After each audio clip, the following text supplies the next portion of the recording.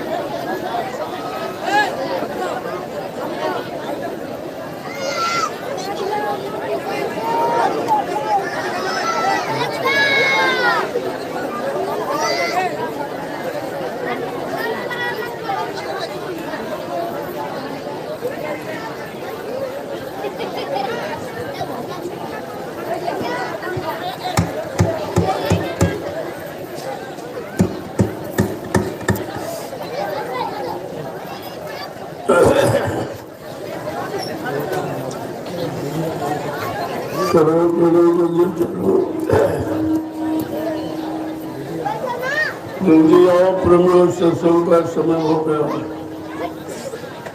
सब लोग सामने आके बैठो और एक एक सत्संग वचन को बड़ी सावधानी के साथ सुनो। जब बैठ के सुनोगे तब तुम्हारी समझ में आएगा कि सत्संग किसे करते। सत्संग कोई कथा वार्ता का नाम नहीं, सत्संग पर भाषण कीर्तनों की वचन वाणी जो हम सजीवों की भवपार कहानी है। ये जीवात्माएं भवसागर के पार कैसे जाएंगी, अपने सच्चे मालिक प्रीतम का कैसे दर्शन दीदार करेंगी। प्रेमियों, इस युक्ति का नाम है सत्संग। ये जीवात्मा सुगत हो मुद्दतों से अपने मालिक प्रीतम का दर्शन दीदार छोड़ चुकी। अब इसे कौन ले जाएगा, कौन पहुंचाएगा, कौन मिलाएगा? उस मिलाने वाले को कहते हैं संत सद्गुरु, और मिलाने वाले युक्ति का नाम सत्संग। ये दोनों चीजें आपको समय से मिली, लेकिन आपने उसकी कदर नहीं की। किसी पुण्य कर्म के कारण संत महापुरुषों के दर पे आप पहुंच गए, लेकिन आपने उसकी कदर नहीं की, उनको जाना माना पहचाना नहीं। ये जीवन का कितने बड़ा धोखा, और इस धोखे की पूर्ति रुपए पैसे धन दौलत सामान से नहीं कर सकते, क्योंकि सद्गुरु दयाल की दया ये रुपए पैसे से मोल नहीं मिलती। जब उनकी मौज मर्जी हम सब कलयुग के जीवों पर हो जाती है तो अपनी दया की बरसात कर देते हैं।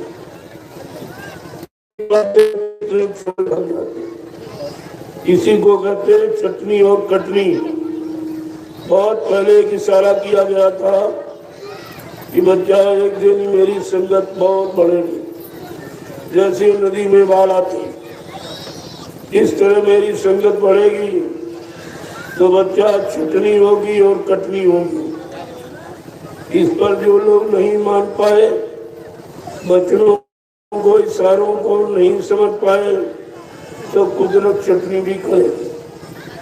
ये सब आपके सामने हो रहा, लेकिन तुम्हारी समझ में कुछ नहीं है, क्योंकि आपके पास सत्संग का कोई वचन नहीं है।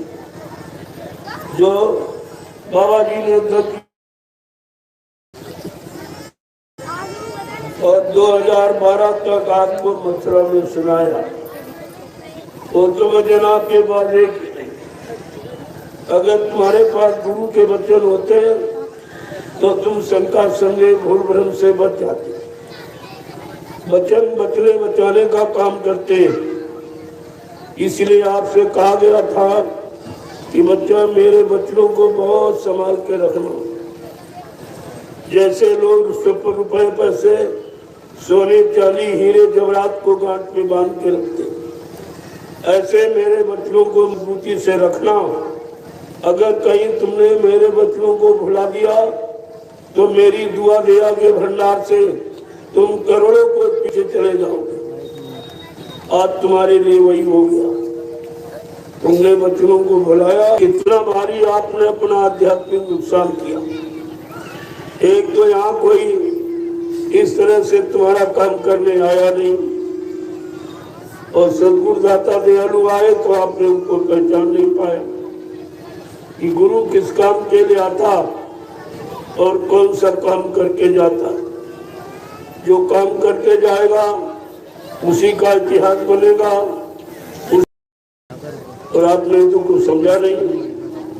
बाबा जी ने काम करने के वादे किए, वो भी वादे आप भूल गए सब। जो उन्होंने वादे किए उन वादों को यहाँ कोई नहीं पूरा कर सकता। वो काम किसी के बस का नहीं है। फिर भी तुम्हारी समझ में नहीं आया। जब उनका कोई नहीं काम नहीं कर सकता है, वही अपना काम करेंगे, तो फिर बिना काम किए जाने का सवाल नहीं उठता। और तुम सब भ्रमित हो गए।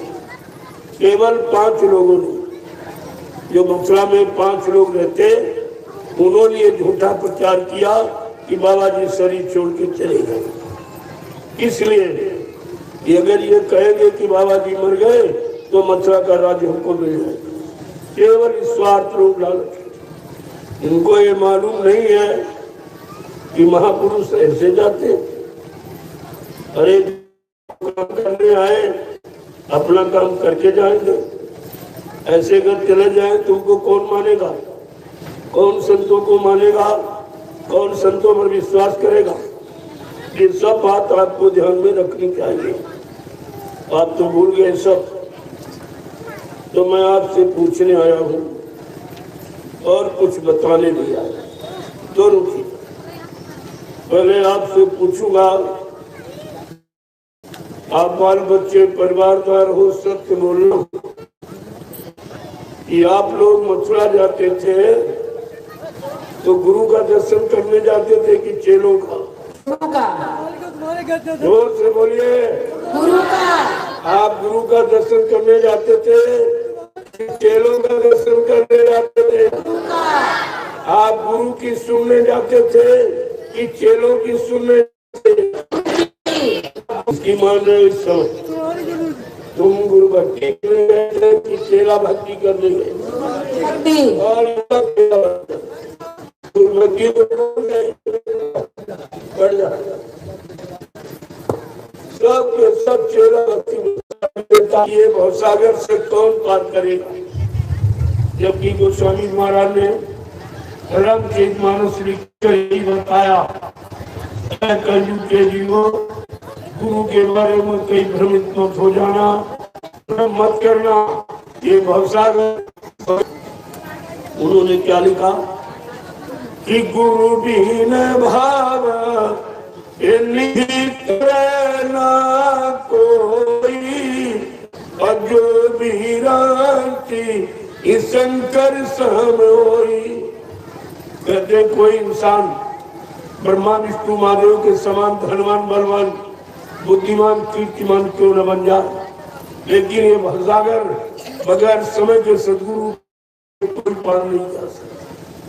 वो सदगुरु पार करेगा जो जिसके पास नाम नौका। अगर नाम नौका नहीं तो पार किससे करेगा? ये सब आपको समझदारी के साथ रखना चाहिए था। बाबा जी ने पहले भी आपसे कहा कि बच्चा, मैं जय गुरुदेव नाम का इतना बड़ा जहाज लेके आया हूँ, अगर सारा विश्व मेरे जय गुरुदेव नाम पर सवार हो जाए तो मेरे जहाज का एक कोना ही बनेगा। तो क्या जहाज खाली चला गया?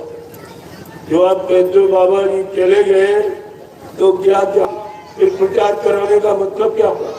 सब झूठ, सब धोखा। क्या गुरु झूठ बोलता? अगर गुरु झूठ बोलेगा तो सत्य कौन बोलेगा?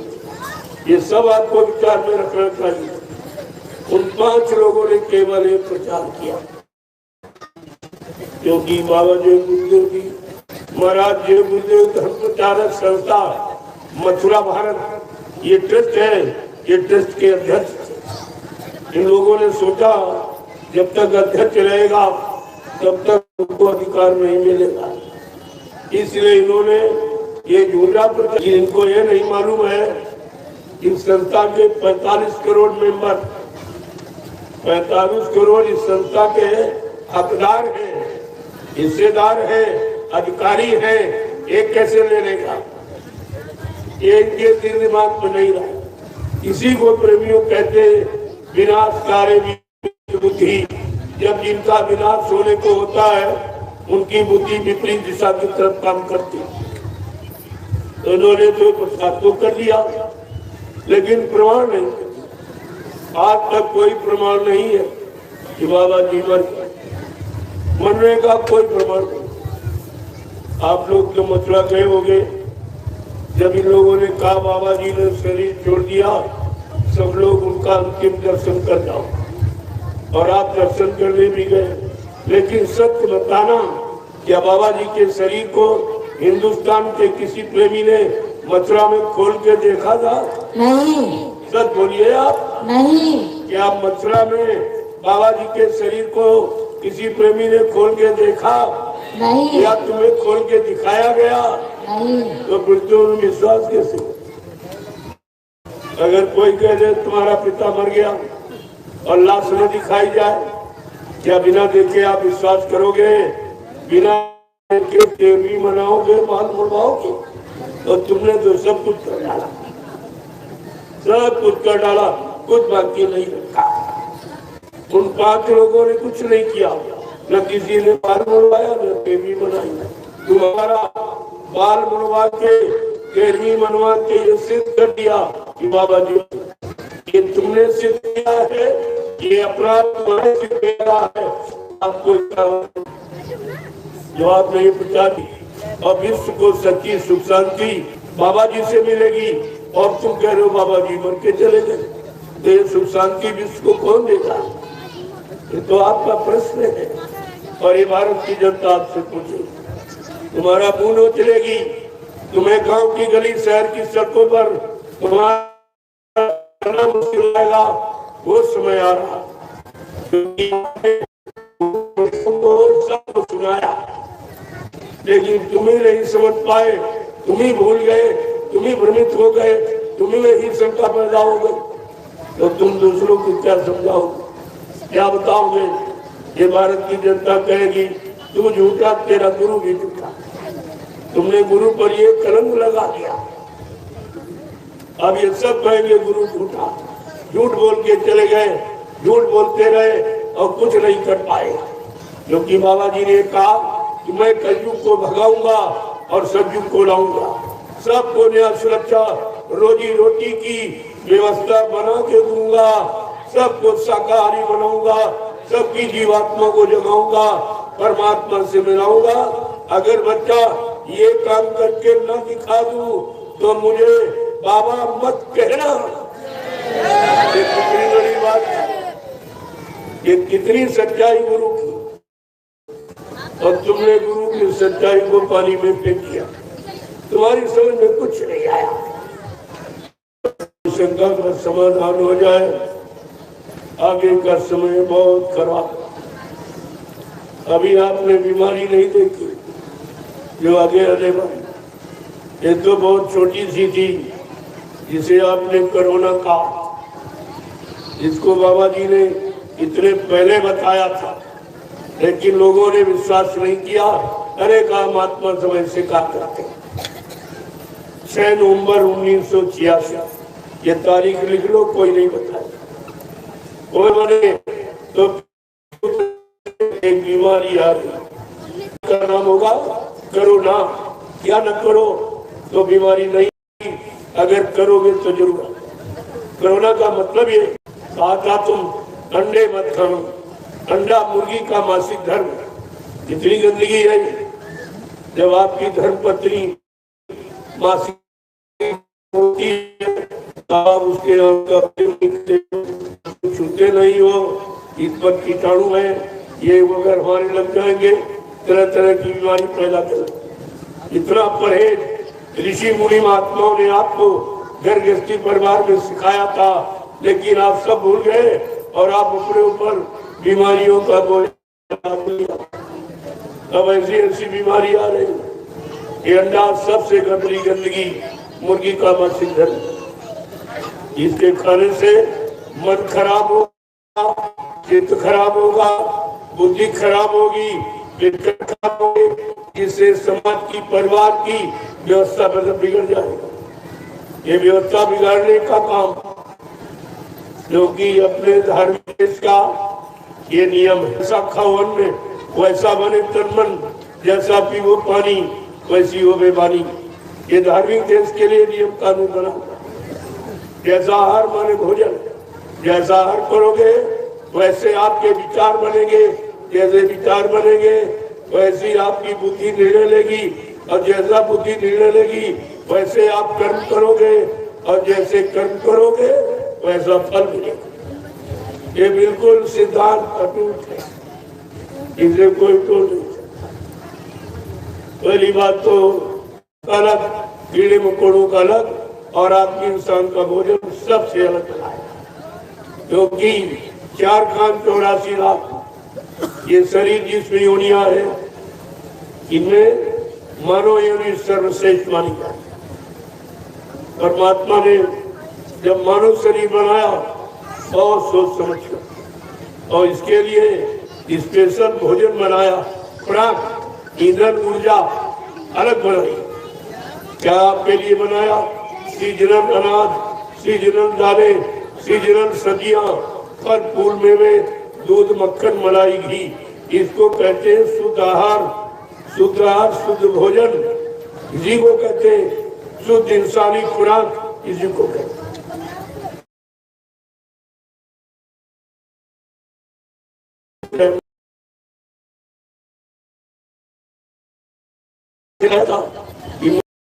कि बकरा खिलाया, कि मछली खिलाई, कि शराब पिलाई, कि गांजा भांग पीकर खिलाया। और माँ ने अपने बच्चों को अपना दूध पिलाया। ये दूध शुद्ध शाकाहार और दूध से संबंधित अगर आप खाते पीते रहते आप तो तुम्हारे शरीर में कोई बीमारी नहीं। दूध से संबंधित ये अनाज है, ये सब्जियां हैं, दालें हैं, फल फूल मेवे, दूध मक्खन मलाई घी, दूध से संबंधित अगर ये आहार आप करते रहते तो तुम्हारे जीवन में कोई बीमारी, कोई लड़ाई झगड़ा, कोई मतलब यानी दुर्घटना और कोई अकाल मौत इस तरह की नहीं होती। ये सब बचाव था और आपने तो गोजरी खराब कर दी। जब बच्चा पैदा होता है 3 गुणों को लेकर, शाकाहारी, सदाचारी और ब्रह्मचारी, ये 3 गुणों को लेकर पैदा होता। आपने पहले गुण खराब कर दिया कि आप शाकाहारी नहीं रह पाए, सदाचारी ब्रह्मचारी बनने का सवाल ही खत्म हो गया। तो कितना बारी आपने अपने मानव जीवन का नुकसान किया। जीवन तो सभी लोग जी रहे हो, लेकिन मानव जीवन किस लिए मिला ये तो कोई समझ पा रहा। स्वामी महाराज ने रामचरितमानस में लिख के बताया ताकि आप अपने मानव जीवन के बारे में कहीं भूल न जाए। क्या लिखा उन्होंने कि बड़े भाग मानुष तन पावा और सुर दूर लाभो इस सदग्रंथ गावा। कई सारे देवी देवता सब ये कामना इच्छा कर रहे हैं, एक बार परमात्मा हमको मनुष्य शरीर दे, मनुष्य शरीर दे। ऐसा क्यों कामना कर रहे हैं? जब मनुष्य शरीर में जीवात्मा आएगी, उस जीवात्मा को परमात्मा से मिलने का पूरा अधिकार है। बाकी शरीरों को क्यों अधिकार नहीं? जीवात्मा तो सभी शरीरों में है, लेकिन कोई शरीर 1 तत्व का, कोई 2 तत्व का, कोई 3 तत्व का, कोई 4 तत्व का। मानव शरीर 5 तत्वों से भरपूर, क्षिति जल पावक गगन समीरा पंच तत्व रचित शरीरा। जल पृथ्वी अग्नि वायु आकाश, इन 5 मसालों को मिलाकर विचित्र कारीगरी से परमात्मा ने इस मनुष्य मंदिर को अपने हाथ से बनाया। जो आप ये मनुष्य शरीर लिए बैठे हो, ये परमात्मा का बनाया, किसी इंसान विज्ञान ने नहीं बनाया, ये परमात्मा का बनाया, यानी भगवान का बनाया और ईंट पत्थर वाला इंसान का बनाया। अब आप सोचो भगवान अपने वाले में रहेगा कि तुम्हारे वाले में? तुम्हारे ईंट पत्थर वाले में कभी आया है या किसी को मिला है? कोई बता दे, कोई पंडा पुजारी बता दे कि भगवान मंदिर में मिला, कोई मुल्ला मौलवी बता दे कि खुला मस्जिद में मिला अल्लाह ताला, इनको मिला। और कोई पादरी ये बता दे कि मतलब यानी गिरजाघर में गार्ड मिला, और कोई सिख ये बता दे, कोई बता दे गारंटी कि गुरुद्वारे में सच्चा सतगुरु मिला, किसी को नहीं। और कितने दिन आपको पूजा करते हो? 3 युग निकल गए, जिसकी आपने पूजा की वो तुम्हें आज तक नहीं मिला। न कोई देवी मिली, न देवता मिला, न भगवान खुदा गाड कोई मिला। फिर भी आपकी समझ में नहीं आ रहा। अरे किसी जानकार से पूछना चाहिए कि मैं इतने दिन से पूजा कर रहा हूँ, श्रम समय पूंजी खर्च कर रहा हूँ, वो देवी देवता क्यों नहीं मिलते? तो आपको बताते यहाँ नहीं मिलेंगे। जैसे तुम्हारा देश ये मृतलोक है, ऐसे देवी देवताओं का देश देवलोक है, जो इस मृतलोक के ऊपर, देवलोक इसके ऊपर ब्रह्मलोक ब्रह्मा जी का, उसके ऊपर विष्णु का विष्णुलोक, उसके ऊपर शिव जी का शिवलोक, उसके ऊपर राम का साकेत लोक, उसके ऊपर कृष्ण का गोलोक। ये सब स्टेप बाई स्टेप है, सीढ़ी नुमा एक दूसरे के ऊपर बने हुए। जब तक कोई संत महात्मा आपको जानकार नहीं मिलेगा इन लोगों में तुम्हारी जीवात्मा को पहुंचाने वाला, तब तक आप किसी लोक में न पहुंच सकते हो न किसी का दर्शन कर सकते। आपको उसकी तलाश करनी चाहिए।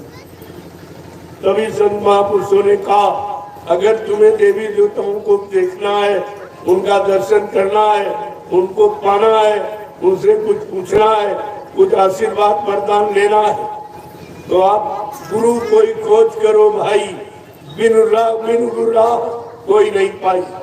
ऐसे सच्चे सद्गुरु की तलाश करो जिसने अपनी जीवात्मा को जगाकर इन लोगों में पहुंचाया, सारे लोगों में गया हो, देखा हो, वो आपको मिल जाएगा और तुम्हें तुम्हारी जीवात्मा को जगाकर सब लोगों में पहुंचाकर यानी सच्चा साक्षात्कार दर्शन करा देगा। इनके पहले काम कोई नहीं, कोई ध्यानी, कोई ऋषि मुनि, कोई मतलब योगी, कोई योगेश्वर, कोई अवतारी शक्तियां, कोई ज्ञानी विज्ञानी तुम्हारी जीवात्मा को जगा नहीं सकते। एक कितना बड़ा काम आपके लिए था और आपने कभी किया भी नहीं और कोई आया भी नहीं जो तुमको बताता, और बाबा जी आए तो तुमने उनको पहचान ही नहीं पाया। चलो नहीं पहचान पाया, लेकिन ये तो नहीं कहना चाहिए वो मर के चले गए। इसका मतलब कभी नहीं मिलेंगे, कभी नहीं बताएंगे, हमारी जीवात्मा फिर कभी नहीं जा पाएगी। यही काल माया के देश में कर्मों के जाल में फंस के रह जाएगी। 4,84 लाख नरकों की योनियों से कभी छुटकारा नहीं पाएगी। ये सब आपको विचार करना चाहिए, लेकिन तुमने आज तक अभी कुछ नहीं सोचा और किसी ने आपको बताया नहीं। बाबा जी ने आपसे क्या कहा था कि मुक्ति पाने के लिए मानव शरीर मिला। अब सब लोग मुक्ति चाहते हैं, लेकिन मुक्ति देगा कौन, मुक्ति प्राप्त कौन कराएगा, ये तो आपने विचार किया ही। लेकिन बाबा जी ने आपसे क्या सत्संग दौरान क्या कहा कि बच्चा, मुक्ति न तीरथ में है, न मूर्त में है, न पानी में है, न पत्थर में है, न मंदिर में है, न मस्जिद में है, न गिरजाघर, न गुरुद्वारे में। मुक्ति कहाँ है? मुक्ति संत चरण की दासी, मुक्ति संतों के चरणों में रहती। और आपने संत सद्गुरु के चरण छोड़ दिए, आपने तो छोड़, तुम्हें मान लो सब तो जब बात मानोगे, आज्ञा आदेश का पालन करोगे, तभी तो तुम्हारा भला होगा। और आपके पास कुछ न बचे रहने कोई आदेश, आपने किया क्या? इतने दिनों में क्या किया? और जब तुम्हारे गुरु का अपमान कर रहे हैं, मर जाना शब्द इसके लिए प्रयोग करते हो। अरे आप ही तो करते हो प्रयोग, मर जाना शब्द किसके लिए प्रयोग करते हो? अपने दुश्मन के, जिससे तुम्हारा बैर भाव होता है। कहते इसका बाप मर जाए, इसका बेटा मर जाए, इसका भाई, इसका पति मर जाए। और जिन्होंने तुम्हारे गुरु को कहा मर गए चले गए, ये तुम्हारी मित्र है, ये तुम्हारी सहयोगी है, ये तुम्हारे गुरु भाई है, ये तुम्हारे दुश्मन है। ये दुश्मन के लिए सब प्रयोग किया जाता है। और सबने ही कहा मर गए, मर गए, मर गए, मर गए। और आप अपने गुरु का अपमान सुनते रहे काम से। कहने वाले कुछ थोड़े से लोग, और तुम कितने हो? नहीं। तो दोस्त तुम्हारा है कि उनका? उन्होंने कहा इसलिए कि हमको रात पाट मिल जाए, अब तुम उनके पीछे चल रहे, तुम्हें क्या मिलेगा? तुम्हारा तो अधिकार है, खत्म कर दिया उसने कि बाबा जी हमको वसीयत कर गए। जैसे एक यानी पिता एक भाई को वसीयत कर जाए, 4 भाई बेकार हो गए, उनको क्या मिलेगा? इतनी छोटी बात तुम्हारी समझ में नहीं आई, इसने कितना बड़ा अपराध किया। सारी संगत और सारी सत्संगों को बाइकाट किया कि तुम्हारा मतलब में कोई अधिकार, जबकि उसने कुछ नहीं किया। केवल 2.5-3 वर्ष बाबा जी की गाड़ी चलाई, कुछ नहीं। न सत्संगी है, न नामदानी है, न शाकाहारी है, न गुरु का शिष्य है, न संस्था का मेंबर है, न कभी 2 रुपए सेवा दी, न एक डेलिया मिट्टी मतलब कभी उठाई। वो मालिक बन गया और तुम सब मिट्टी ढोते रहे और भजन करते रहे, सेवा देते रहे, तुम्हें क्या मिला? तुम्हारी बुद्धि कब जागेगी? कब तुम सोचोगे अपने बारे में, अपने लाभ के बारे में? कभी नहीं सोचता, क्योंकि तुम ऐसे बैठे विचारे नहीं करते। ऐसे तो और कोई अल्लाह बता देगा, उसके पीछे तो कि तीसरा कोई अल्लाह बता दे उसके पीछे, और तुम्हारा जीवन इसी में चला जाएगा, इसी में चला जाएगा। और इतना सुनाया गया, आपकी समझ में नहीं आया। बाबा जी ने 60 साल मथुरा में सुनाया, समझाया, वो समझ में नहीं आया। और इसने एक बार कह दिया कि बाबा जी को वसीयत कर गए, उत्तराधिकारी बना गया, बात समझ में आ गई। ये झूठा संदेश तुम्हारी समझ में आ गया, और बाबा जी ने 60 वर्ष ये सच्चाई का संदेश तुम्हारी जीवात्मा के कल्याण का सुनाया, वो तुम्हारी समझ में नहीं आई। इतने बड़े बुद्धिमान हुआ, इतनित पशुपक्षी जाना, मानव तन गुण ज्ञान निधाना, इतनित पशुपक्षी भी जानता, तुम मनुष्य होकर अपना हित नहीं समझ पाए कि हमारा किसमें लाभ है, हमें कौन लाभ दे रहा, कि हमसे अपना लाभ ले रहा। इतना भी तो आप विचार नहीं कर पाए हो, तो तुम कब विचारोगा? यही काम तुमने पहले किया शुरू में, तो उसका लाभ मुसलमानों ने उठाया। 350 वर्ष हिंदुस्तान पर मुसलमानों ने राज किया और तुम्हें गुलाम बना के रखा। फिर तुम इसी तरह सो गए, नहीं विचार करता है। एक मुट्ठी भर अंग्रेज आए, उन्होंने 175 वर्ष राज किया, तुम्हें गुलाम बना के रखा, और 70 साल से फिर तुम सो रहे हो। तो ये सब तुम्हारे पर राज करके गुलाम बना के रखा। क्या तुम सोते ही रहो? कब जाओगे? संत महापुरुष जगाने के लिए आए, जिताने के लिए आए, सही सच्चे रास्ते पर खड़ा करके तुम्हारी जीवात्मा को सतलोक संत पहुंचाने के लिए आए, और फिर भी तुम्हारी समझ में नहीं आए। ये हमारा कौन सा काम करने आए? जो काम यहाँ तुम्हारा कोई नहीं कर सकता। तुम्हारी जीवात्मा को परमात्मा से कोई यहाँ मिला नहीं सकता। पहली तो पहचानिए, तो जरा सुन लीजिए जो तुम भूल गए। बाबा जी ने पहला वादा तो अपना परिचय दिया कि बच्चा, मैं रामकृष्ण की तरह से बीच के लोग से नहीं आया हूँ जो तुम सबको बीच में छोड़ के चला जाऊँ। न मैं ब्रह्मा के ब्रह्मलोक से आया हूँ, न शिव जी के शिवलोक से आया हूँ, न शंकर के शिवलोक से आया हूँ, न मतलब राम के साकेत लोक से आया हूँ, न कृष्ण के गोलोक से आया हूँ, न देवी देवताओं के देवलोक से आया हूँ।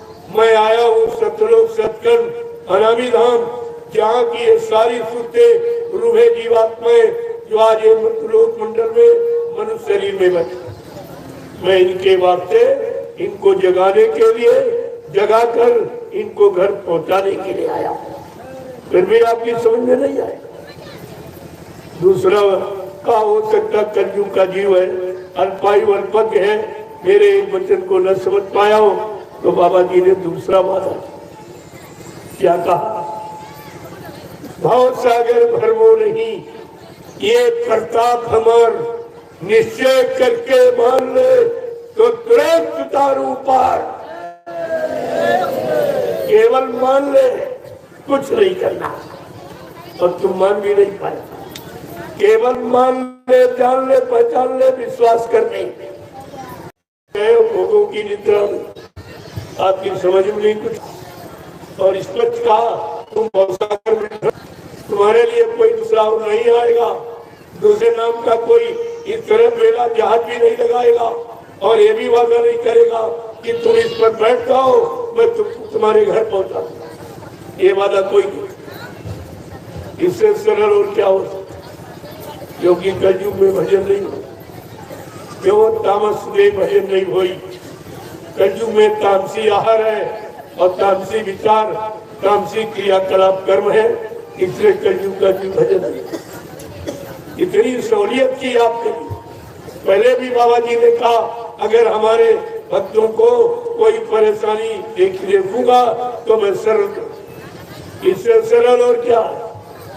केवल जान ले, मान ले, पहचान ले, विश्वास कर ले, हमारे सुनाम रूपी नौका पर बैठ जा, मैं तुझको घर पहुंचा दूं। इतना सरल और क्या ठीक ही नहीं। वसीयत सांसारिक रीत रिवाज, जब बाप को बेटे से खतरा हो जाता रोटी का तो दूसरे बेटे को वसीयत कर, बाकी सबका अधिकार खत्म हो जाता। वसीयत शब्द ही ऐसा, चाहे 6 भाई हो चाहे 8 भाई, अगर बाप ने एक को वसीयत कर दी तो 6 बेकार, वो बेकार होता, उनका कोई अधिकार नहीं रहता। और जिसने सारे हिंदुस्तान में कह दिया कि बाबा जी हमको वसीयत कर गए, सारे प्रेमियों सत्संगियों का सारा रिश्ता ही खत्म।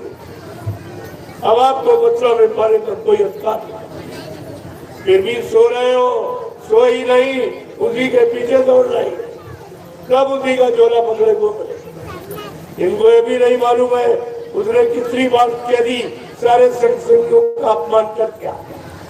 तुम्हारा भी अपमान किया, पहले गुरु का अपमान किया, गुरु जी मर गए, और फिर तुम्हारा अपमान किया कि गुरु जी हमको वसीयत किया। तुम्हारा सबका अपमान हो गया और फिर भी तुम्हारी समझ में नहीं आ रहा, इतनी बड़ी बात कह दी, ये छोटी बात है।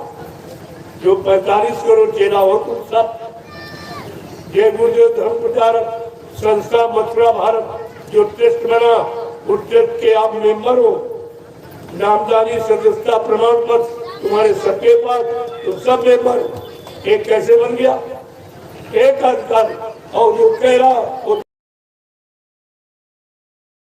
वसीयत करके उत्तराधिकार भी न उज्जैन वाला मेंबर, न ये मथुरा वाला ड्राइवर। बिहार से इन पर मुकदमा कर दिया गया कि जब इन कानून ऐसा नहीं है कि मतलब मेंबर कार्यवाहक रूप में संस्था का काम कर सकता, जब तक किसी पद की सत्यता जाहिर नहीं होती कार्यवाहक में काम कर। अगर मेंबर नहीं है तो संस्था के किसी काम को करने का उसको कोई अधिकार नहीं। और प्रेमी हो दोनों मेंबर में 17 अक्टूबर 2017 को ये तारीख लिख लीजिए, कोई नहीं बताएगा कि जजमेंट कब हुआ। 17 अक्टूबर 2017 हाई कोर्ट इलाहाबाद ने फैसला ले लिया, उन दोनों को अवैध जमाना है, ये मेंबर नहीं है और बाबा जी को जीवित छोड़ा गया। कहाँ जाएंगे भक्के? हमने कहा तुम कहाँ भक्के जाओगे, मैं तुम्हारे पीछे तो खड़ा, आज नहीं तो कल तुम्हें सत्य कहना पड़ेगा। इनके सिर पर बैठकर इनका पाप बोलेगा कि मैंने बहुत गलत किया, अपने गुरु को मैंने झूठा बदनाम किया और अपमान किया, ये इनका पाप इनके सर से बोलेगा। ये सब आप देख लेना, मैं तो इसलिए बताने आ गया कि आप कहोगे आप जानते थे तो आप पहले क्यों नहीं बताया, इसलिए मैं बता रहा हूँ। मानना न माना है तो आपका, हम मनाने नहीं आए हैं, मनाना मेरा अधिकार नहीं है, मनाने के लिए तो कुदरत खड़ी। वो अपने एक जन ने एक लपड़ थप्पड़ में 20 करोड़ का वारा न्यारा सेकेंडों में कर, ये सब मान जाए, सब मान जाए। बड़े बड़े मान गए, तुम क्या? हिरण्यकशिप मान गया, रावण मान गया, जरासंध मान गया, कंस मान गया, तुम तो एक धक्का भी नहीं सह सकते, एक धक्का कुदरत का नहीं सह। वो तो धनवान बलवान बुद्धिमान थे, उनको मानना पड़ा, तुम कौन सी यानी कि इतनी बुरी जो नहीं मानना तो आपको भी पड़ेगा। लेकिन अगर जब सब कुछ चला गया फिर माने तो मतलब क्या निकला, फिर पछताए हो चुका जब चिड़िया सारा समय निकल गया, फिर पश्चाताप करने का मतलब क्या? जो समय से जाग जाता, अपना काम बना लेता, वो समय का बुद्धिमान व्यक्ति कहलाता है। आपको ये सब समझना चाहिए। तो मैंने लोगों से पूछा, संत मत में वसीयत होती नहीं, संत अपना उत्तराधिकारी अपने सामने बना के व्यवस्था चला के और सबसे प्रमाणित करके पूछ के तब जाता। और बाबा जी ने अपना उत्तराधिकारी तो पहले ही बना दिया था, लेकिन आप भूल गए। उन्होंने कहा था मेरी सजुगी व्यवस्था का संचालन कौन करेगा? महाबली एक शासक होगा, धर्म मुकुट सिर पर धारेगा, धरा से देगा पाप उठाए, जय गुरुदेव की वाणी ये पहले आपको सुना, लेकिन तुम्हारे पास गुरु का वचन ही नहीं तो तुम जानो, इसीलिए मूल ब्रह्म में चले गए और उन लोगों ने तुम्हारे मूल ब्रह्म का फायदा उठा लिया। यही होता है। बाबा जी ने कहा भाई मेरे बच्चों को संभाल के रखना, आपने रखा। कहा था बच्चा आगे मैं ऐसी स्थिति बना के खड़ी कर दूंगा, फिर एक छोटा सा खेल खेलूंगा, छोटी सी लीला करूंगा, मेरे खेल लीला को देखकर तुम भ्रमित मत हो जाना, भजन करके मेरा इंतजार करना। आपने इंतजार किया? एक मिनट भी इंतजार नहीं किया। कोई इधर भाग गया, कोई उधर भाग गया, कोई उधर। जबकि आपका इतिहास बता रहा, धर्मशास्त्र भी बता रहे, भगवान राम ने परिवर्तन की आवाज लगाई, उनको 14 वर्ष इंतजारी करी, 14 वर्ष इंतजारी करनी पड़ी। भगवान कृष्ण ने कहा मैं कृष्णराज की स्थापना करना चाहता हूँ, उनको 18 दिन इंतजारी करी। बाबा जी ने क्या कहा, मैं सतयुग राज की स्थापना करना चाहता हूँ, यानी सतयुग लाना चाहता हूँ। अब प्रेमियों सोचो उनको कितना इंतजार करना पड़ेगा, क्योंकि इन लोगों ने तो देशी प्रदेशी परिवर्तन की आवाज लगाई थी और बाबा जी ने भी परिवर्तन की आवाज। जब देशी प्रदेशी परिवर्तन की आवाज लगाई तब उनको 14 वर्ष इंतजारी करनी पड़ी। कहाँ? अयोध्या में नहीं, नदी पर नहीं, जंगल में इंतजारी, जंगल ये इंतजारी की जगह है। और बाबा जी ने भी परिवर्तन की आवाज लगाई, तो ऐतिहासिक तौर पर उनको कितना दिन इंतजार करना पड़ेगा। अभी तो 10 ही वर्ष में आप अल्लाह बचाने लगे, बाबा जी क्यों चले गए, क्यों चले गए कि लोगों ने भगाया। अगर यही बात बता दूं सच्चाई, तो आप इन पर थूकोगे नहीं। दोनों जिनके पीछे दौड़ रहे हो तुम थूको भी नहीं।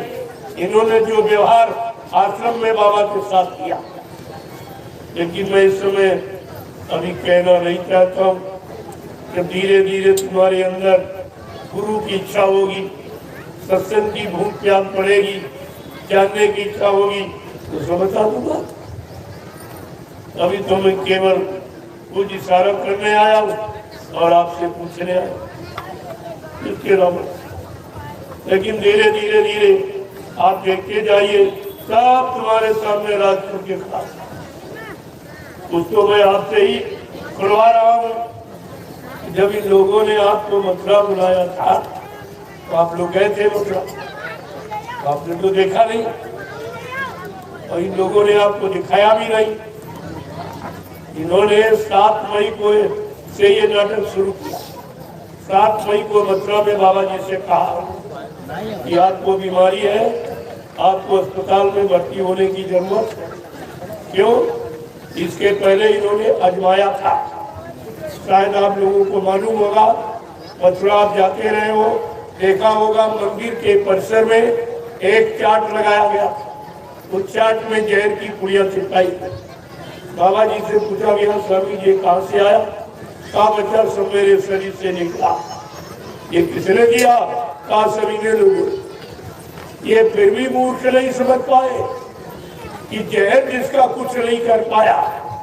हजारों बार इन्होंने जहर दिया, लेकिन बाबा जी ने अपने शरीर से जहर को त्यों निकाल के बाद, क्या ये कोई कर सकता?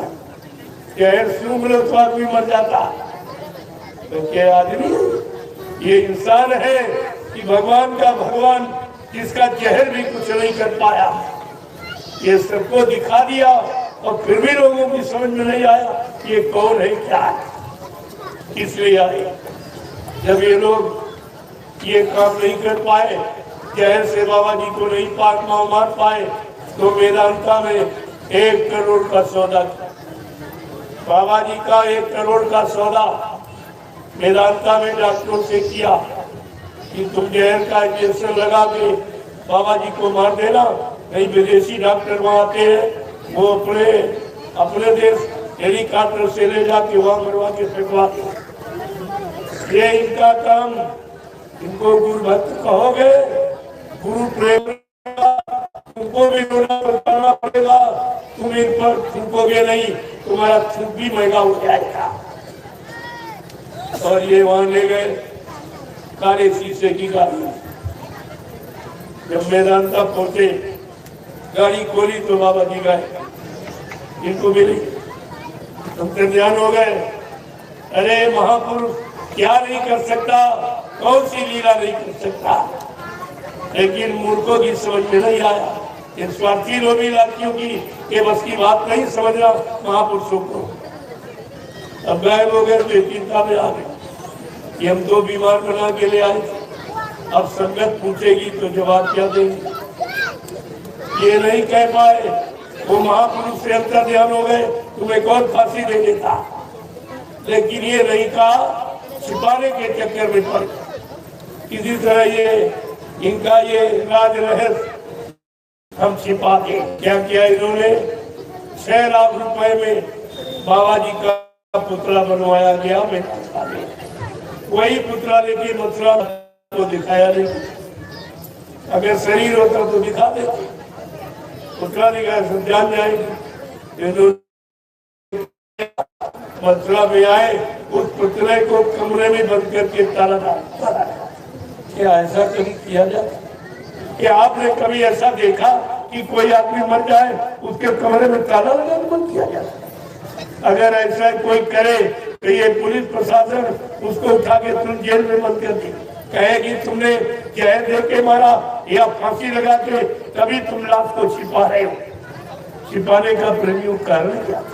यही से सारा राज खुल जाएगा। आप थोड़े दिन और सब्र कर लीजिए, ये सब तुम्हारे सामने आके खड़ा होगा। फिर उन्होंने नीचे नहीं रखा कि चलो तखत पर लिटा देते, लाइन लगवा देते, ये सब लोग दर्शन कर लो। आज प्रेमियों को इस शंका का विषय नहीं था, लेकिन ये नहीं। क्यों? अगर शरीर होता तो वहां से निकाला कमरे से, तो फट से एक शीशे में बंद। क्या कभी मुर्दे को शीशे में बंद किया जाता? ये भी आपने कभी नहीं देखा। कैसे कैसे, यानी मतलब ये सब बहकाने बहकाने की बातें कर रहे। एक शीशे में बंद कर दिया ताबूत शीशे का, और वो भी इन्होंने 3.5 फुट का बनाया। अभी भूल गए कि बाबा जी की लंबाई कितनी, शरीर की लंबाई 5 फुट 5.5 फुट और ताबूत था 3.5। तुमने क्या मरने के बाद क्या शरीर छोटा होता? लेकिन तुम किसी ने पूछा, किसी ने जानकारी नहीं की ये कर क्या रही था। अरे इसकी क्या आवश्यकता, सीधे सबके सामने लिटा देते तखत पर, सब देख रहे थे, इस करने क्या जरूरत। लेकिन अगर शरीर होता तो करते, पुतला थोड़ी दिखाया गया। फिर उस शीशे से निकाला, ऊपर मंच पे लगे, नीचे नहीं रखा, ऊपर। इसलिए फिर भी तुमने समझ पाए, ऊपर रखने का मतलब कोई देख नहीं पाए, कोई देख न पाए। यह सब नाटक तुम्हारे सामने होता रहा, तुम्हारी बुद्धि ने कोई निर्णय नहीं, और तुम देखते भी रहे, कभी नहीं समझ पाए ये ऊपर क्यों रखे। ऊपर रखने का क्या मतलब, नीचे रखे। सब प्रेमियों को बुलाया गया और सब देख ले, लेकिन ऊपर लाउड स्पीकर से कह रहे हैं अब स्वामी जी को नहलाया जा रहा, अब कपड़े बदले जा रहे। तो वही कहा गया चलो नहलाया नहीं दिखाया कोई बात नहीं, लेकिन जब कपड़े बदल लिए थे तब आप मंच पर खड़ा कर देते। हिंदुस्तान का सारा प्रेमी मथुरा में मौजूद था, अपनी आंखों से देख लेता। प्रेमियों आज कोई शंका का विषय नहीं था, लेकिन आपको पास नहीं जाने दिया गया, न आपको दिखाया गया। फिर भी तुम उनकी चालाकी नहीं समझ पाए, ऐसा क्यों कर रहे? गुरु तो सबका है, क्या उन्हीं के थे? अरे सबके थे तो सबको देखने का अधिकार, और वो इन्होंने बुलाया भी इसीलिए था कि सब लोग आके अंतिम दर्शन करता हो, लेकिन किसी को न दर्शन कराया, न आप लोगों ने दर्शन किया। लेकिन कुछ लोगों ने मांग किया कि नहीं ऐसे नहीं करेंगे, चलो ये कपड़ा नोच के फेंक दो और देख लो बाबा जी से है कि नहीं। जब इन लोगों ने ये सुना कि ये योजना है, तो जो जलाने का समय निश्चित था उससे 2-2.5 घंटे पहले जला के नामो निशान मिला। लेकिन अगर आप हमसे पूछो तो इनके यहाँ पुतला भी नहीं लगा। पुतला जलाना भी महापुरुष का अपमान है, इसलिए कुदरत को ये अपमान मंजूर नहीं हुआ। आप लोग गए थे, देखा होगा, अचानक कोई मानसून नहीं, कोई कुछ नहीं, एक काली आंधी आ गई। काली आंधी आ गई, उस काली आंधी ने तुम्हारी सबकी आंखें बंद हो गई और आंधी पुतले को उड़ा के ले गई। पुतला भी इनके हाथ में नहीं लगा और इन्होंने केवल चंदन की लकड़ी ही जला। जब ये कहा गया भाई इस राख का टेस्ट करा दो, पता चल जाए ये बाबा जी के शरीर की राख है कि लकड़ी की राख है। तो जब वो राख गई टेस्ट के लिए तो डॉक्टर ने कहा तो चंदन की राख, ये मनुष्य शरीर की राख नहीं। फट से 2-4 करोड़ रुपए भर दिया गया और डॉक्टर का मुंह बंद। ये तुम्हारी सेवा तो गुरु की सच्चाई छिपाने में खर्च हो। आप भी तो गुरु के अपराधी बन रहे हो, क्योंकि तुम्हारा धन ऐसी जगह लगाया था। ये सब आपको विचार करना चाहिए। तो इतने संत आश्रम थे, अरे कई प्रकार लगा देते। लोगों ने आदेशन किया कि संत को जलाया नहीं जाता, समाधि दी जाती, बाबा जी को समाधि दी। ये लोग सोचते थे अगर समाधि दे दूंगा, कभी भविष्य में समाधि खोद के निकाली जाएगी, मैं फंस जाऊंगा। अरे हमने कहा आज नहीं तो तुम कल फंस जाओगे, कल फंस जाओगे। ये सत्य छिपने वाला नहीं और सत्य कभी पराजित नहीं होता। ये बात आपको गांठ में बांध लेनी चाहिए। सत्य को कोई छिपा नहीं सकता। अब फिर ये संत का सत्य, इसे कौन छिपा लेगा? ये सब जानकारी प्रेमी रखे।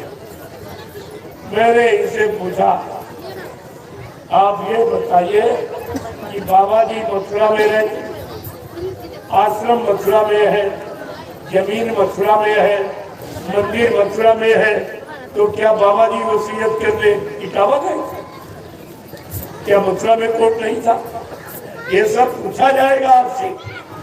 मैं इसलिए आपसे पूछ रहा हूँ, ये सच्चाई आपसे पूछी जाएगी कि बाबा जी तो मथुरा में रहते, जमीन मथुरा में, आश्रम मथुरा में, मंदिर मथुरा में, क्या बाबा जी वसीयत करने इटावा गए? ये नकली वसीयत सिद्ध, क्या मथुरा में कोर्ट नहीं था? ऐसे बताना पड़ेगा।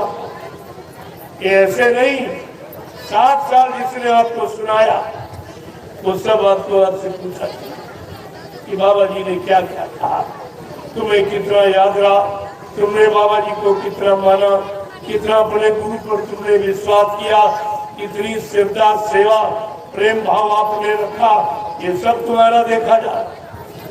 और तुम्हारे किसी में भी गुरु के प्रति कोई भाव ही नहीं, सब लोग भ्रमित हो गए। ये भी काल का दाव है।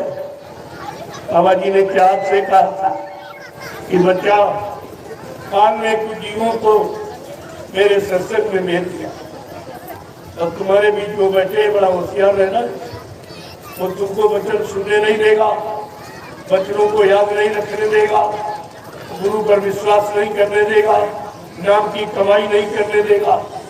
ये उसका काम है, क्योंकि कोई जीवात्मा न जगे। अगर सारी जीवात्माएं जाग जाएंगी और वो सब घर चली जाएंगी, मेरा देश खाली हो जाएगा, मैं किस पर हुकूमत करूंगा? इतनी चिंता है काल को, तरह तरह के जीवों को तुम्हारे पीछे लगा दिया गया और उन जीवों ने आपको पूरा महका बनवा दिया। लेकिन बाबा जी के वचन अगर याद होते कि जो नहीं माने हुकुम हमारा, उनके मन को काल संवारा। जो मेरे हुकुम आदेश को न मानेगा, न विश्वास करेगा,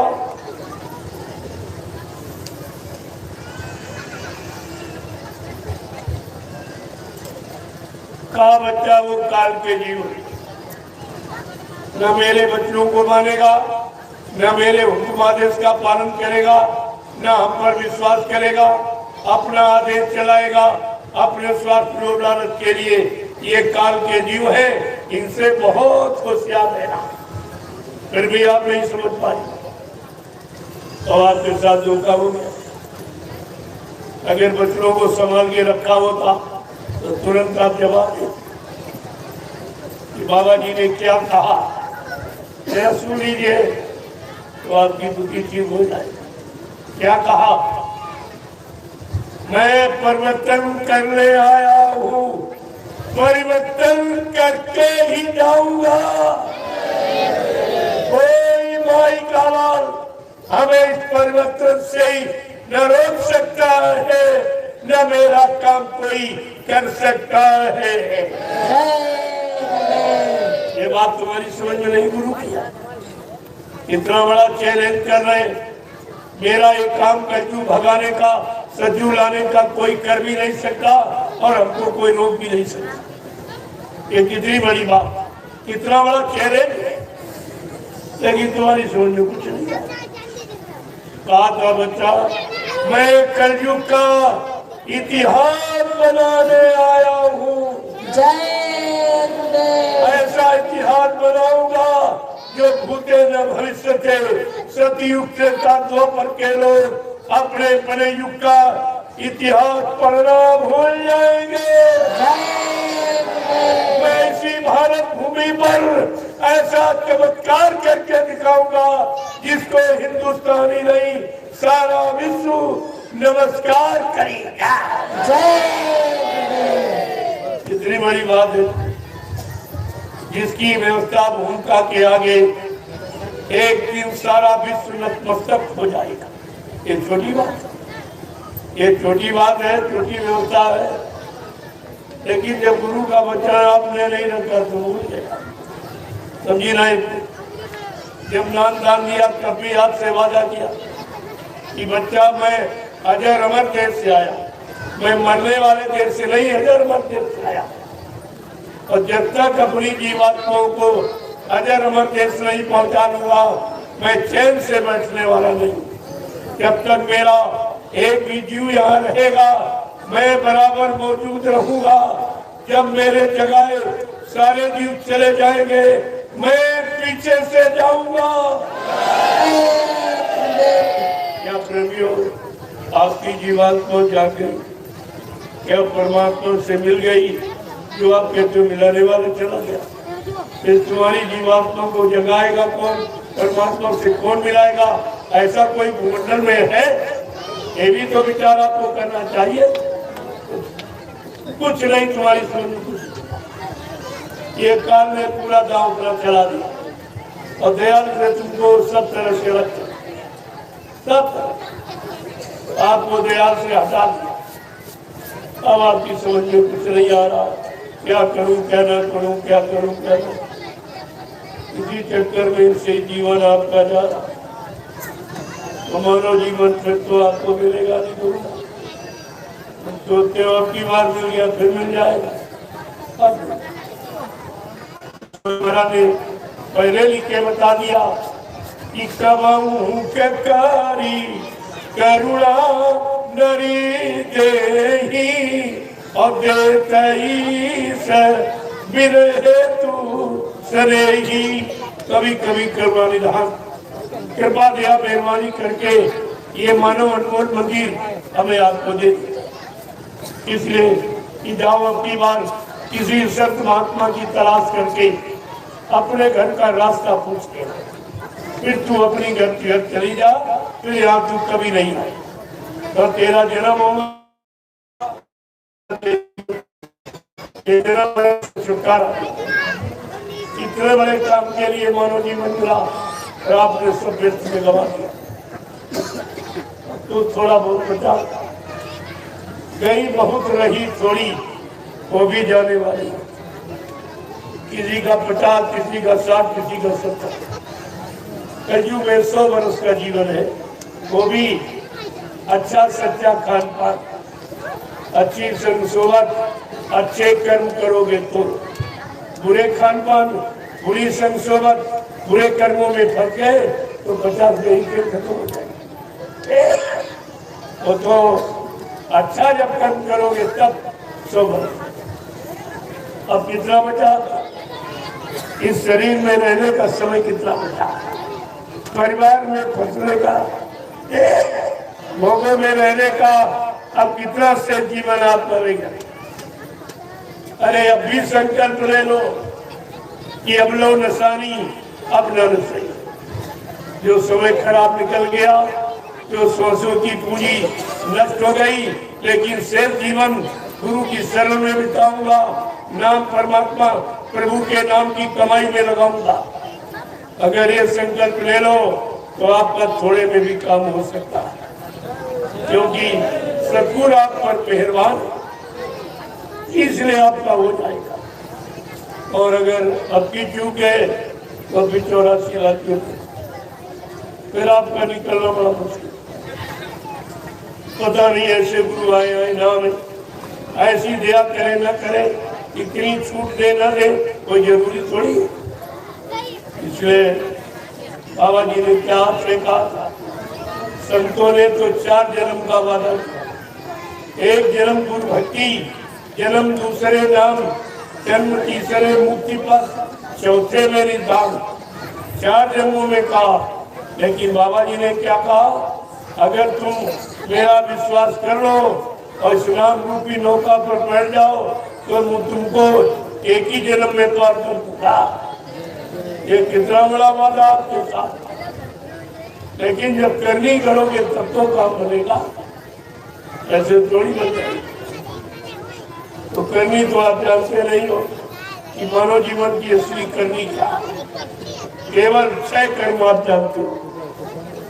आहार निद्रा भय में तुरंत, खाना पीना सोना, कमाना, मलमूत्र त्याग करना, हाल औलाद बच्चे पैदा करना।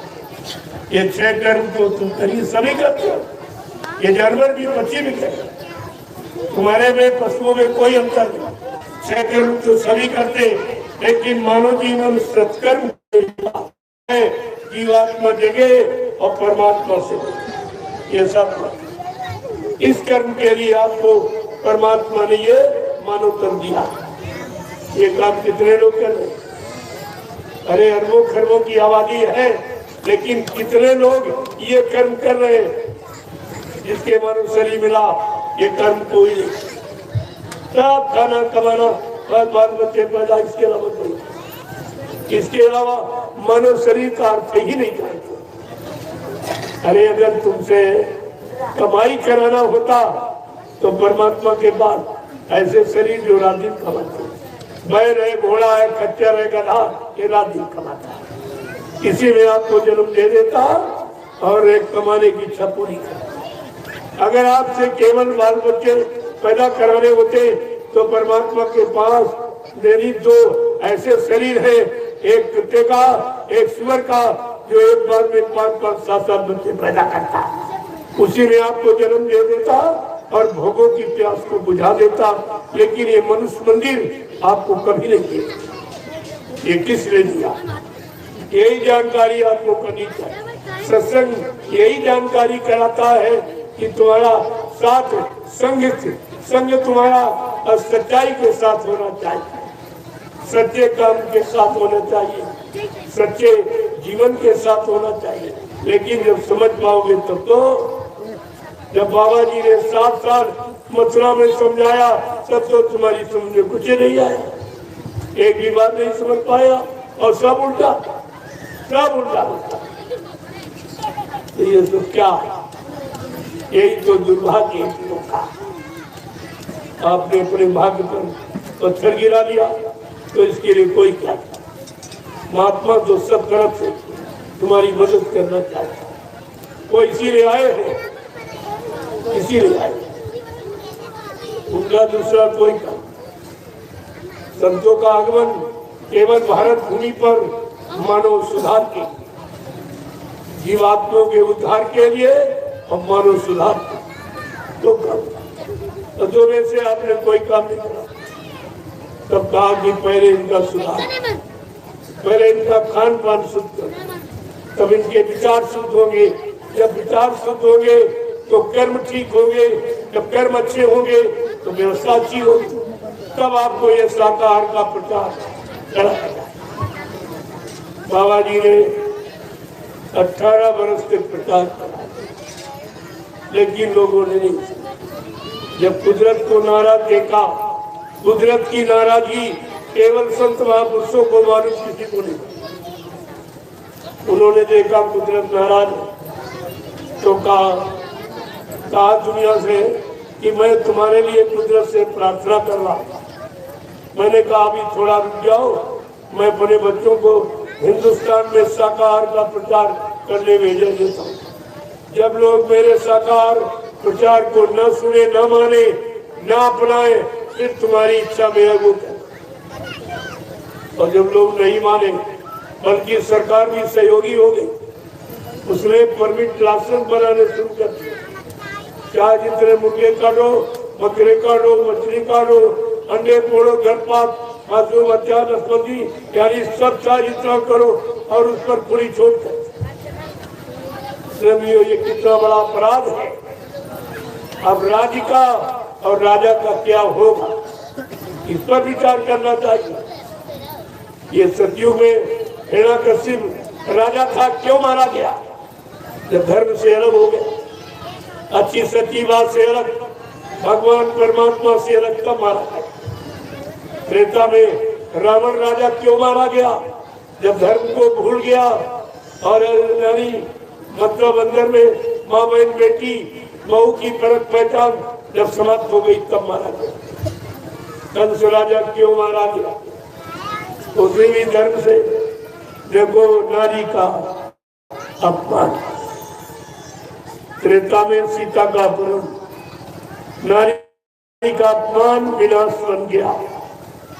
द्वापर में द्रौपदी का चीरहरण, नंगा किया जाना, नारी का अपमान, विनाश का कारण बना। आज तो नारियों का कितना अपमान हो, सरेआम इज्जत लूटी जा रही। माँ बहन बेटियों की कोई कहने वाला नहीं, कोई कहने वाला नहीं, कोई इस पर प्रश्न करने वाला नहीं, न पक्ष में, न विपक्ष में, न कोई महात्मा, न कोई नेता, सब चुप हो, कोई नहीं। तो समय तो खराब है। चाहे पहले युग के इतिहास से समझ लो, चाहे वर्तमान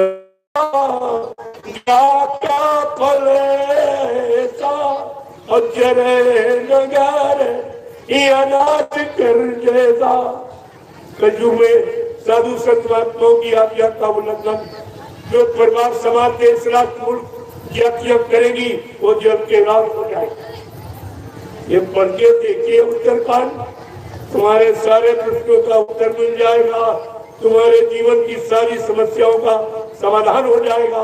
ऐसा वो उत्तरकांड दिखाएगा। लेकिन जो घर में रखा, न उसको माना न इनकी माना, इसलिए आपका भविष्य अंधकार में चला गया। अब इसे प्रकाश में कौन ले आएगा, इसी पर आपको विचार करना चाहिए।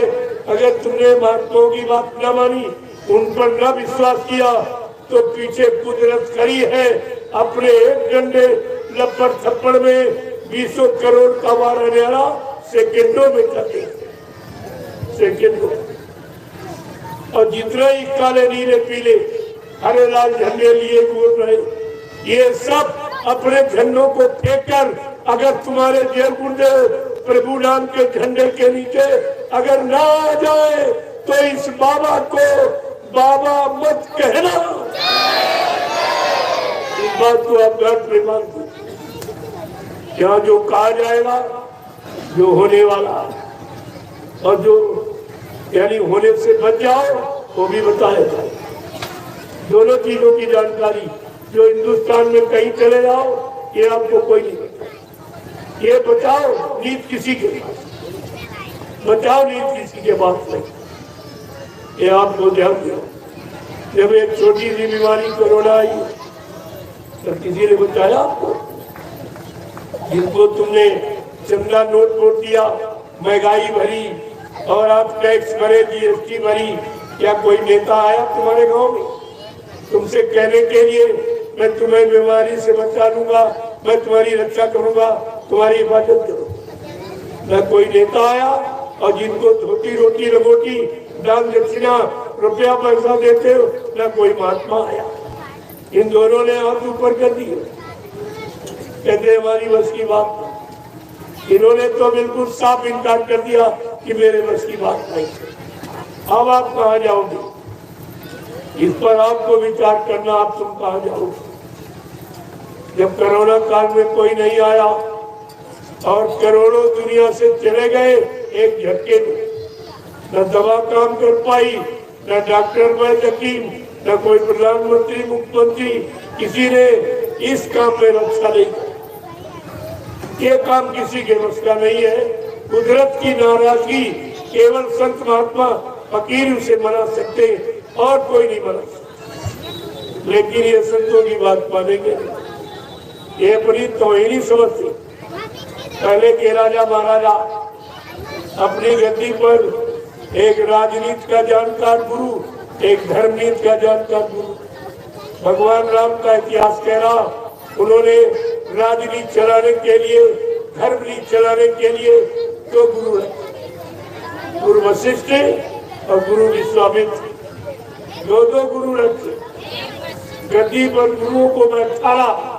जब राजनीति व्यवस्था बिगड़ती थी तो वशिष्ठ जी से सलाह लेते थे, और धर्मनीति व्यवस्था बिगड़ती थी तो विश्वामित्र गुरु से सलाह लेते। लेकिन आज का राजा कहता गुरु कुछ नहीं, वो कह रहा गुरु कुछ नहीं, वो भगवान के आगे निकल। अरे इतिहास उठा के देखो, तुम्हारे भारत भूमि पर राजनीति भगवान राम ने की, भगवान कृष्ण ने। जरा भगवान की राजनीति देखिए, तब आपको इंसानों की राजनीति समझ में आ जाए कि भगवान की राजनीति को इंसान कितना मानता है। तो किसी को नहीं, दो चार को छोड़ के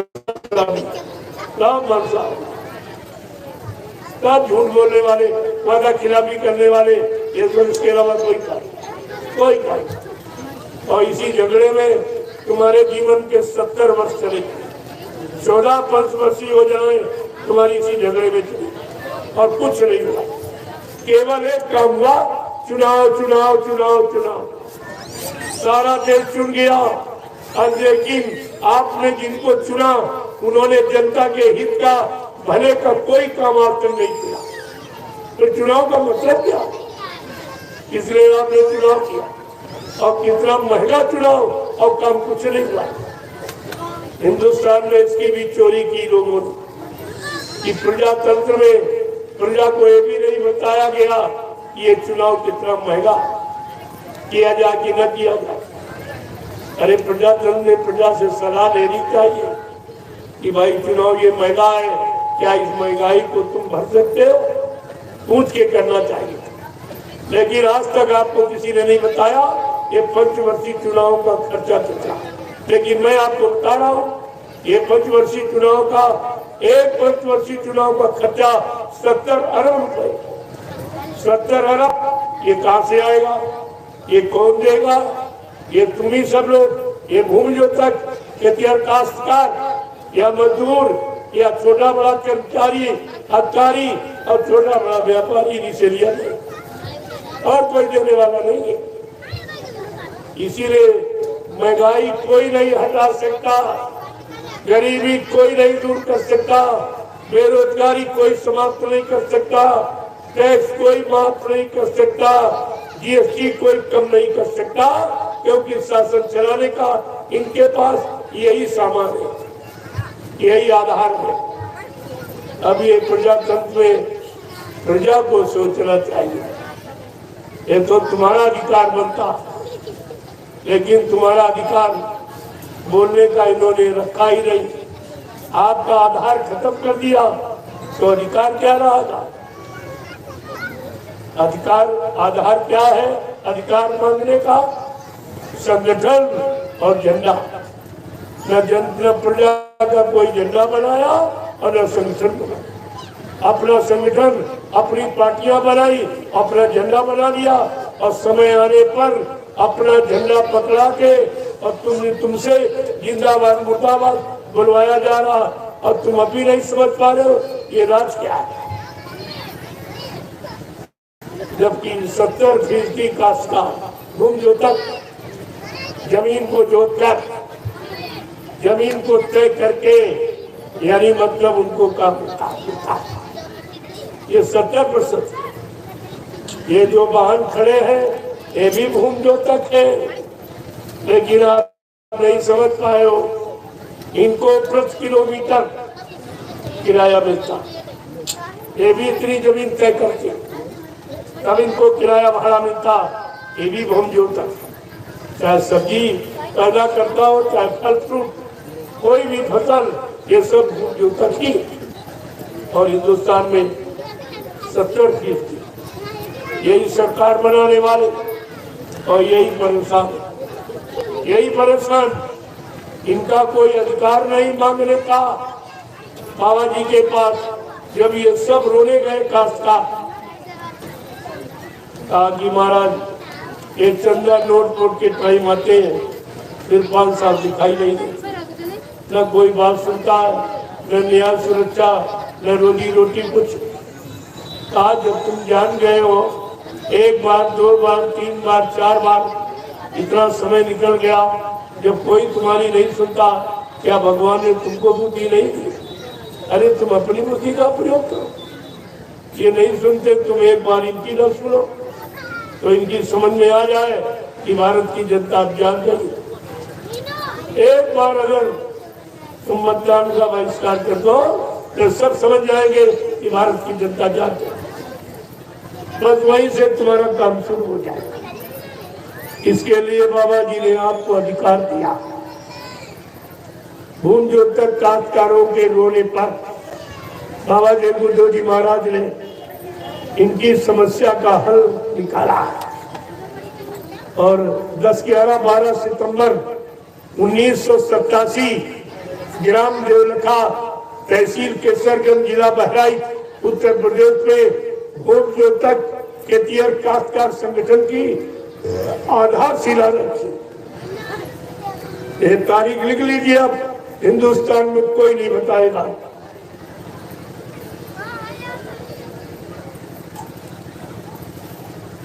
दस 11, 12 सितंबर 1987 ग्राम देवलखा, तहसील केसरगंज, जिला बहराइच, उत्तर प्रदेश में बाबा जगबुद्धो जी महाराज ने भूम जोतक खेतिहर काश्तकार संगठन की आधारशिला रखी।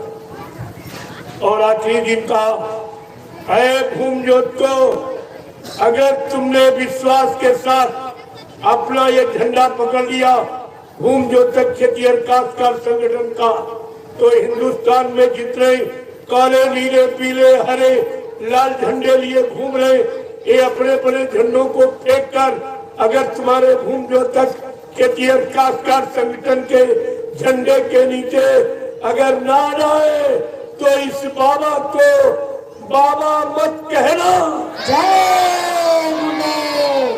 कितनी बड़ी सच्चाई थी, लेकिन एक भी काश्तकार ने बात नहीं मानी। अब ये रो रहे चिल्ला रहे, इनकी कोई सुनेगा। जब तूने संतों महात्माओं की बात नहीं सुनी नहीं मानी, तुम्हारी यहाँ कौन सुनेगा मानेगा। अब ये रो रहे चिल्ला रहे, अभी क्या, अभी तुम्हारी स्थिति और खराब होगी। ये संत महात्माओं की भूमिका व्यवस्था को जो आपने ठुकराया है, नहीं माना है, उसका एक परिणाम है। अभी तुम दुख तकलीफ मुसीबतों में एकदम घिर जाओगे, तुम्हारी कोई याद सुनने वाला नहीं। तब तुमको महात्मा याद आएगी। अभी तो आपकी समझ में आ नहीं रहा कुछ। ये सब किया गया।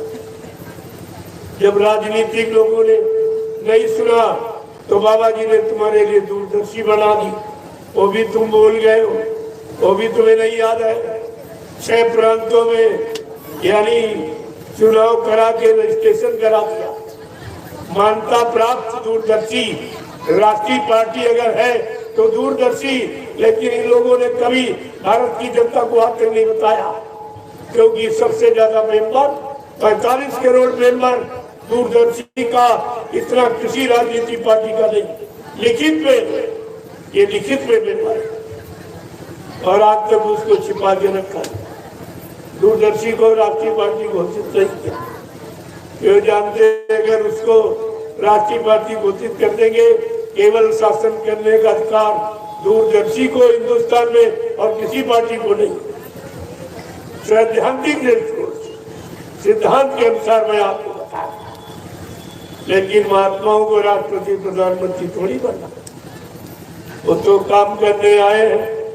कहा था दूरदर्शी 4 आने व्यवस्था है और 12 आने मेरी अध्यात्म। मैं तो भजन कराने आया हूँ, भजन कराऊंगा, लेकिन भजन करने में जो बाधाएं अटकलें आ रही हैं, मुसीबतें, दिक्कतें, परेशानियां, पहले उनको दूर करूंगा, फिर इनसे भजन कराऊंगा। जो आज ये पारिवारिक, सामाजिक, व्यवहारिक ये सब व्यवस्थाएं समाप्त होगी, जिससे आदमी परेशान है, कैसे भजन करे। अगर आंख बंद करके तुम भजन कर रहे हो, तुम्हारा सामान तो उठा के ले जाए। अरे पहले माहौल, वातावरण तो ठीक किया जाए, इसलिए पहले कलयुग को भगाया जाए, तब सतयुग को लाया जाए। और सतयुग में सब भजन करें। सतयुग योगी सब विज्ञानी, करी हर ध्यान करे बहुत पुरानी। बड़ा साफ साफ सब योगी होंगे, सब वैज्ञानिक जानकार, सब कृतार्थ हो जाएंगे, सब भजन करके अपने जीवात्मा का कल्याण करेंगे और सब बड़ी जीवात्मा को परमात्मा पहुंचा देंगे। सारा झंझटी खत्म हो जाएगा। महात्मा तो ये काम करने के लिए आए, लेकिन आप उनकी बात जब समझ नहीं पाए, जान नहीं पाए, तो शांत हो।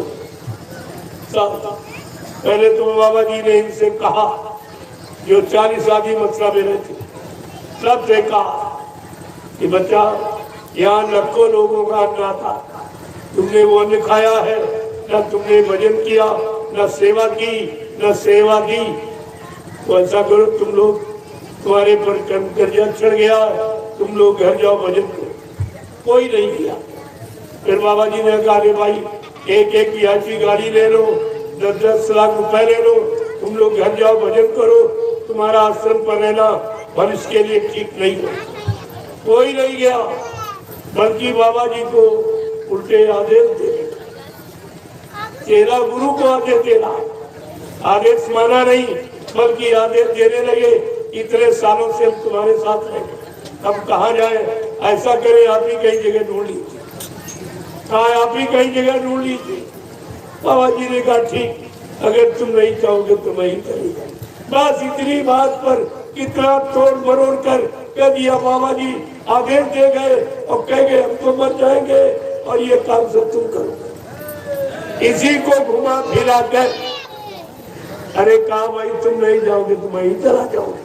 इन लोगों ने उस काज की जड़ समूल से चले गए, ये जोड़ दिया और कंप्यूटर से सजा के इतना बढ़िया निकाला कि बाबा जी हमको आदेश कर गए नाम दान देने का अधिकार नहीं।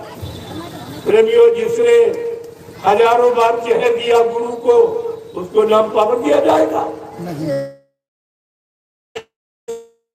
क्या था जो ये कह रहा कि बाबा जी हमको नाम पावर दे। 4 अप्रैल 2005 से इसने जय देना प्रारंभ किया था। भोजन में देने का धीरे धीरे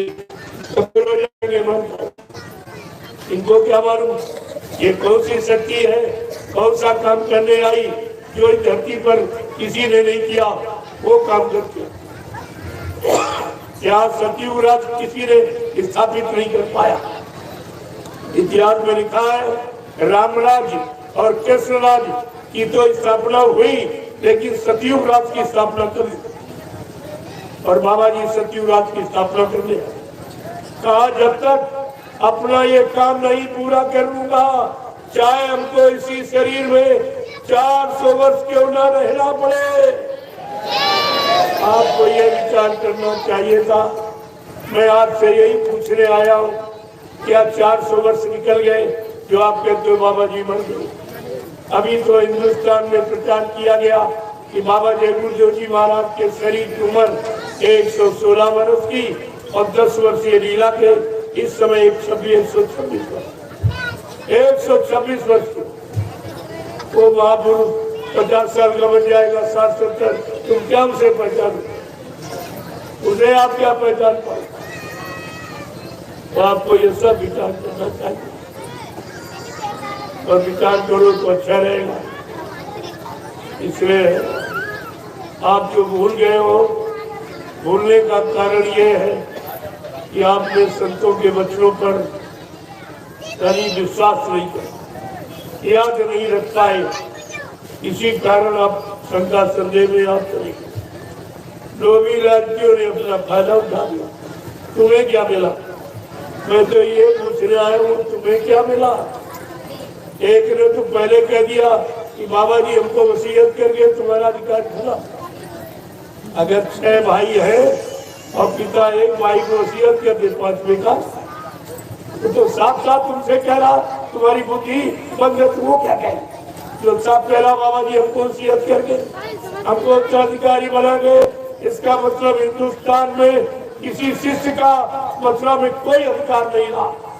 इस बात के कहने से और तुम्हें ये सोचना चाहिए, तुम्हारी बुद्धि रही काबिल नहीं किया और तुम उसी की जयजयकार करो, उसी पीछे भाग रहे हो और तो ये सब खुद ही कहते उत्तराधिकारी उत्तराधिकारी। उसी तुम कह रहे, तुमने खुद ही कह के सिद्ध कर दिया। आपको कहना चाहिए था कि तुम्हें उत्तराधिकारी कैसे बनाओ। इन टाट बोरो वालों को कहना चाहिए कि बाबा जी ने कहा था टाट के द्वारा परिवर्तन होगा। मैं टाट की पूजा करूंगा, टाट का इतिहास बनाऊंगा। इन टाट वालों को देखो, इनको क्या होगा? टाट बाबा जी ने बनाया और कह रहे बाबा जी मर गए, ये भी कह। तो क्या तुम टाट पहले मर के चले जाओगे? फिर तुम्हारे टाट पढ़ने का मतलब क्या निकला? टाट का इतिहास कौन बनाएगा?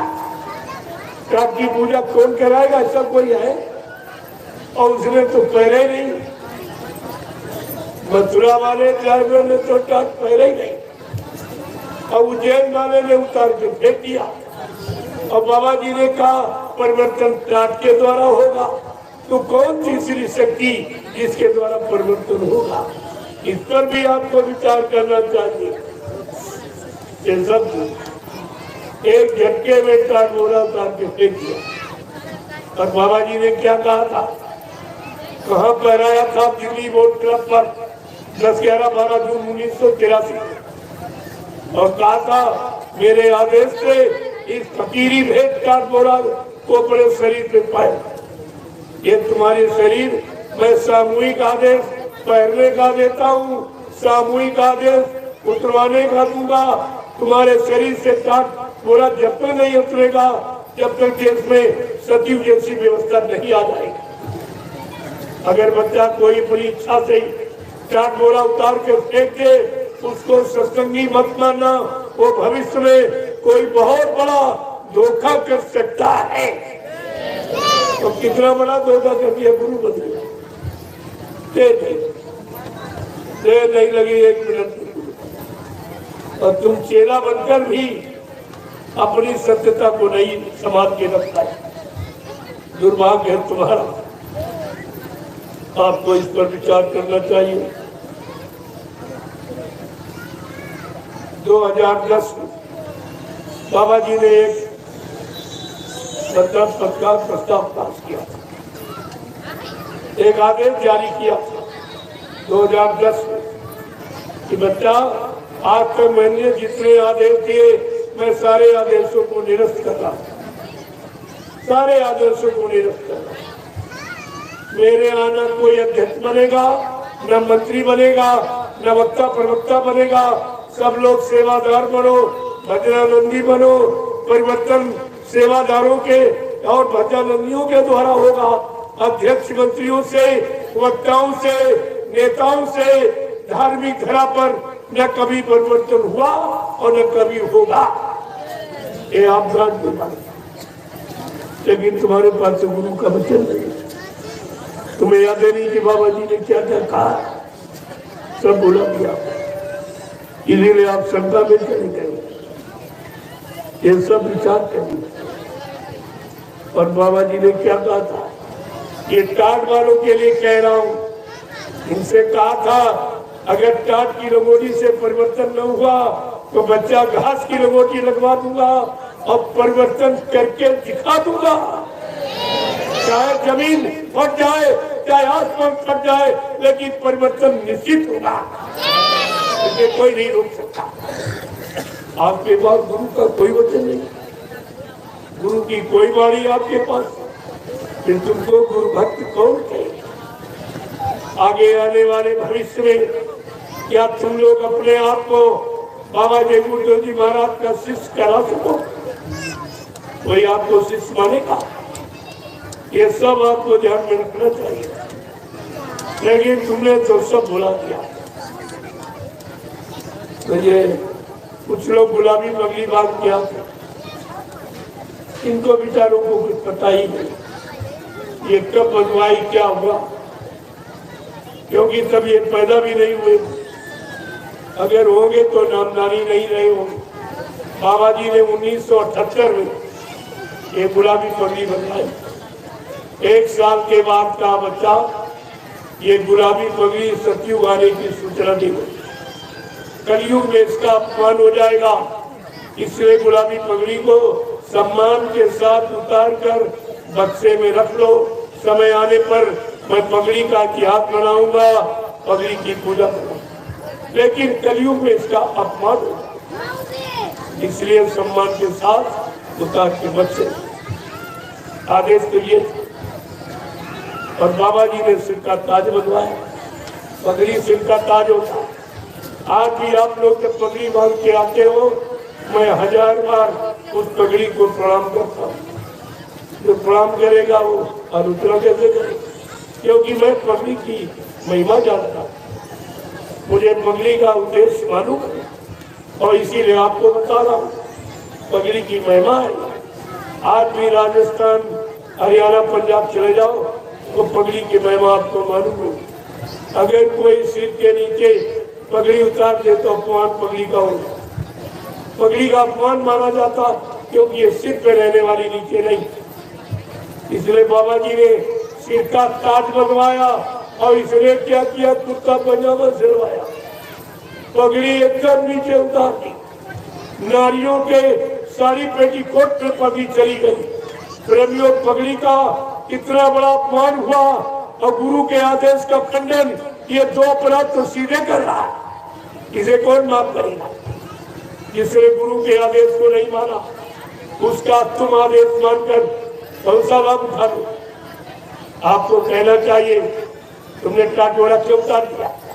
क्या टाटोड़ा पहनकर नामदान नहीं सुनाया जा सकता? क्या टाटोड़ा पहनकर नामदान नहीं सुनाया जा सकता था? गुरु का आदेश भी पालन होता रहता, तेरी इच्छा भी पूरी हो जाती, लेकिन गुरु आदेश को पहले खंडन किया, टाटोड़ा उतार के फेंक दिया झटके के, और दाढ़ी बढ़ाई और गुरु का कपड़ा पहन के गुरु बन गया। अरे दाढ़ी बांध कपड़ा गुरु होता कि ज्ञान गुरु होता? गुरु शब्द की परिभाषा पहले समझो। गु माने अंधकार, रू माने प्रकाश, जो अंधकार से प्रकाश की तरफ, अधर्म से धर्म की तरफ, झूठ से सत्य की तरफ, दानवता से मानवता की तरफ ला करके जीव को खड़ा करके ऐसी चेतन शक्ति को मृत्युलोक मंडल में प्रेमियों गुरु कहते हैं। ये गुरु की परिभाषा। और आप वो भी बोल गए, तुम्हारी समझ में कुछ नहीं आया। अरे आप सारा प्रमाण है। इस कलयुग में सर्वप्रथम कबीर दास आए, उन्होंने साहब नाम जगाया। जब साहब नाम जगा लिया तब जीवों को नाम देना शुरू किया।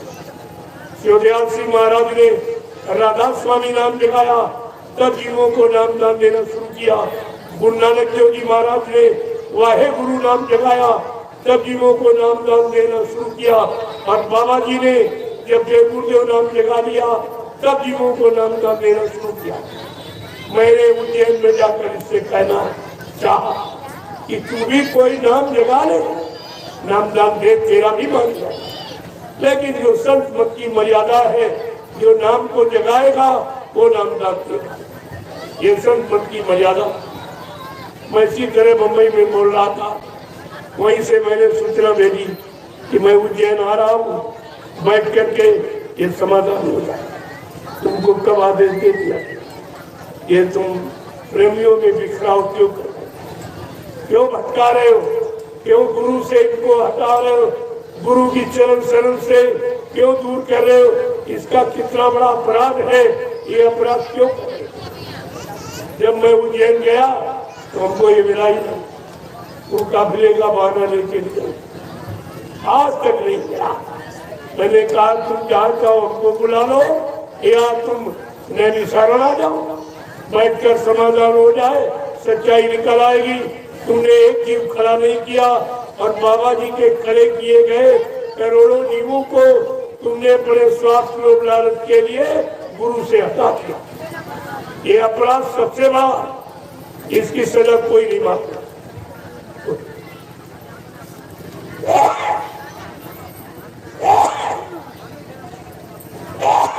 आप सबको विचार करना चाहिए। इसलिए प्रेमियों, ये सब जानकारी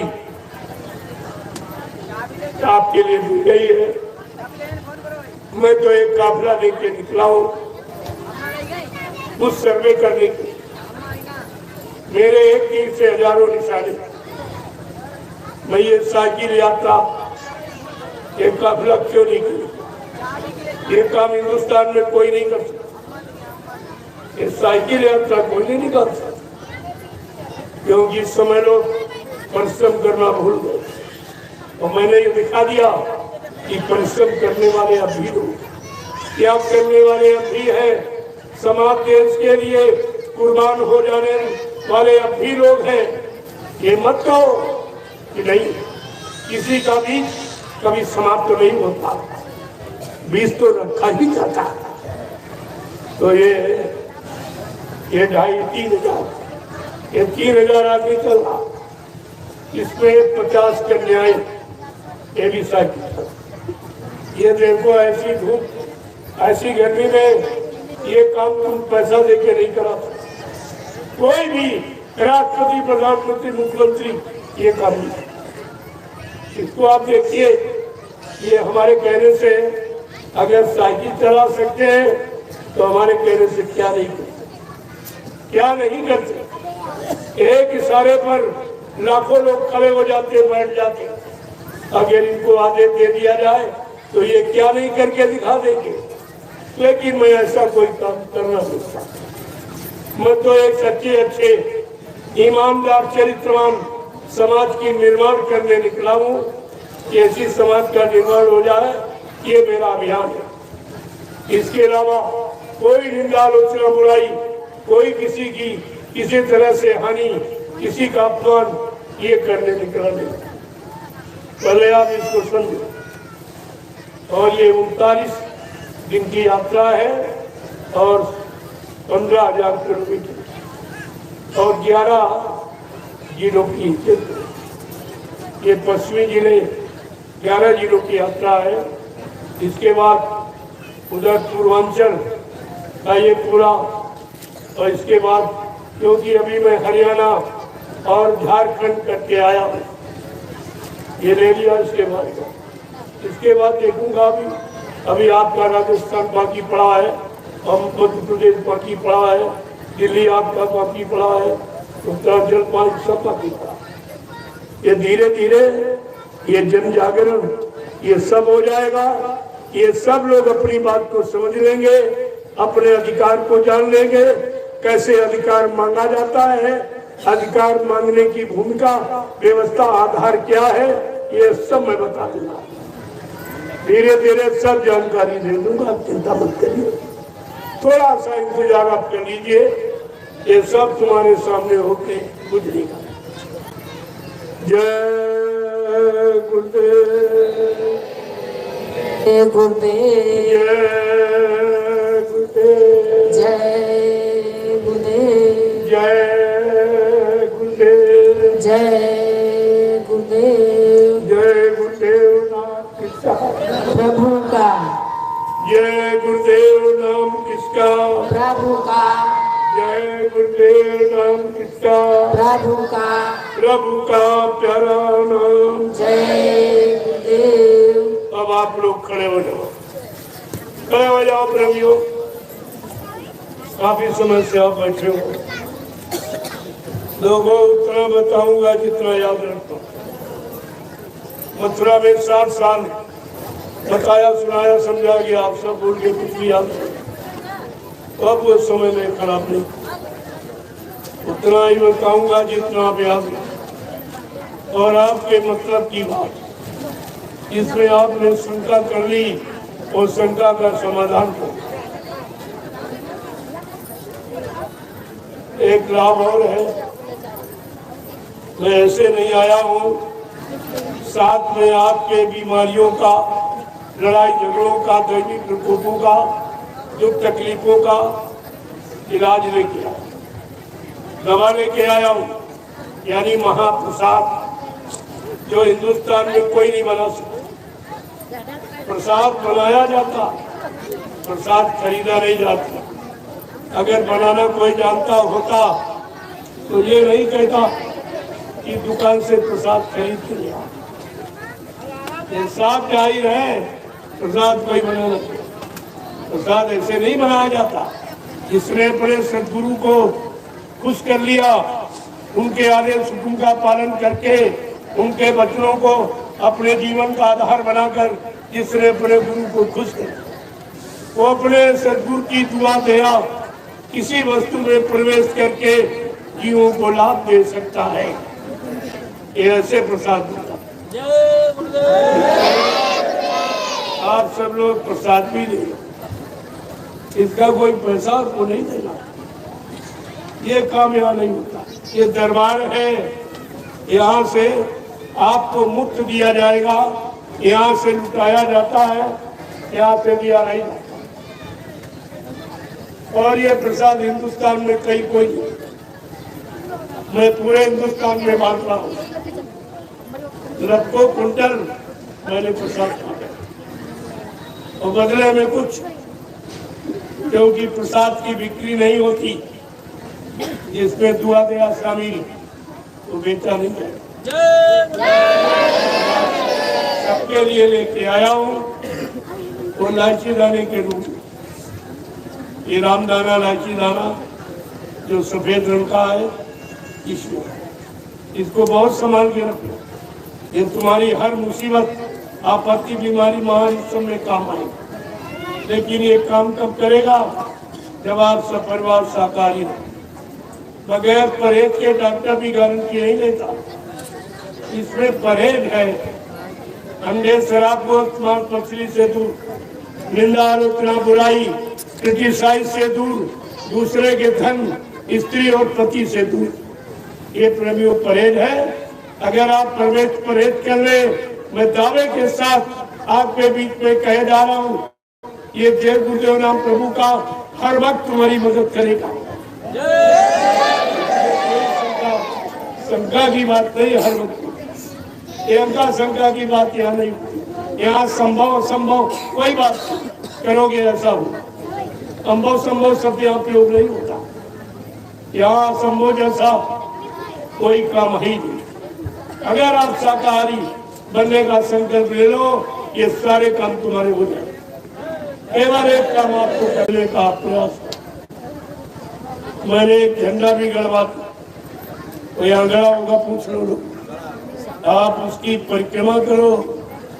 झंडे तो बहुत लोगों के पास, सभी पार्टियों के पास झंडे, सभी धर्म स्थलों पर झंडे, लेकिन कोई झंडा ये काम नहीं कर सकता जो मैं झंडे से करवा रहा हूँ। ऐसे थोड़ी इतने लोग आगे, ऐसे थोड़ी है साकिर निकल पड़ी। इनको कुछ मिला है, इन्होंने कुछ पाया है, कोई सच्चाई इन्होंने देखी तब ये कुर्बान हो गए, ऐसे नहीं। तो ये झंडे की परिक्रमा करके देखिए आप। ये इलायची दाना प्रसाद लेके घर में संभाल के रखना और मिला लेना है। कोई बीमारी आ जाए, कोई परेशानी, डॉक्टर जवाब दे दे दवा ना काम कर रही हो, लेकिन शाकाहारी होना चाहिए। और आपने समझ लिया आप घंटे भर का मेहमान है, आपने जमीन पर लिटा दिया, लेकिन सांस आती जाती, उसके मुंह में दाना डालना प्रसाद का, और कान पर ना मुंह लगाना, और 11 बारी कहना जय गुरुदेव प्रभु का नाम बोलो, जय गुरुदेव प्रभु का नाम बोलो। जब 11 बार आप बोलोगे तो आँख खोल देगा। व्यक्ति पड़ा, दवा नहीं होश पे ले आई, डॉक्टर ने ले आया, और ये दवा प्रसाद जब होश में आ जाए तब आप पूछना, इसने बाबा जी को कभी न देखा, वो बताएगा मैंने सफेद भैंस का इस्तेमाल किया, और सब वो सारी जानकारी आप इस दरबार से सच्चाई कही जाए। ये संतों का दरबार है, यहाँ दुकान नहीं लगी और ऐसा पैसा सामान लिया जाता, ये कामयाबी।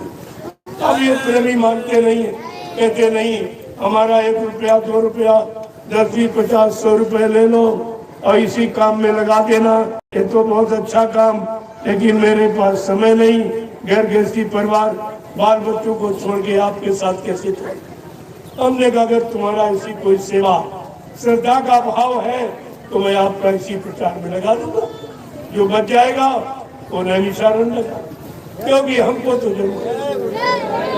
मेरे कोई बीवी बच्चा है नहीं जिसके लिए मैं झूठ बोलूंगा या संचय करूंगा या आपको धोखा दूंगा, और मेरा कोई खर्चा नहीं, कोई फल फूल मेवा ये मैं नहीं खाता, कोई घी दूध ये मैं इस्तेमाल नहीं करता, बहुत सादा, 1 रोटी 2-3 अनाज मिला के, एक दोपहर एक शाम को, आज अभी नहीं ली, शाम को जरूरत संगत बस 2 रोटी का खर्चा, वो तो हर गरीब के घर में मिल जाएगी, आपका रुपया सामान लेके हम क्या करें।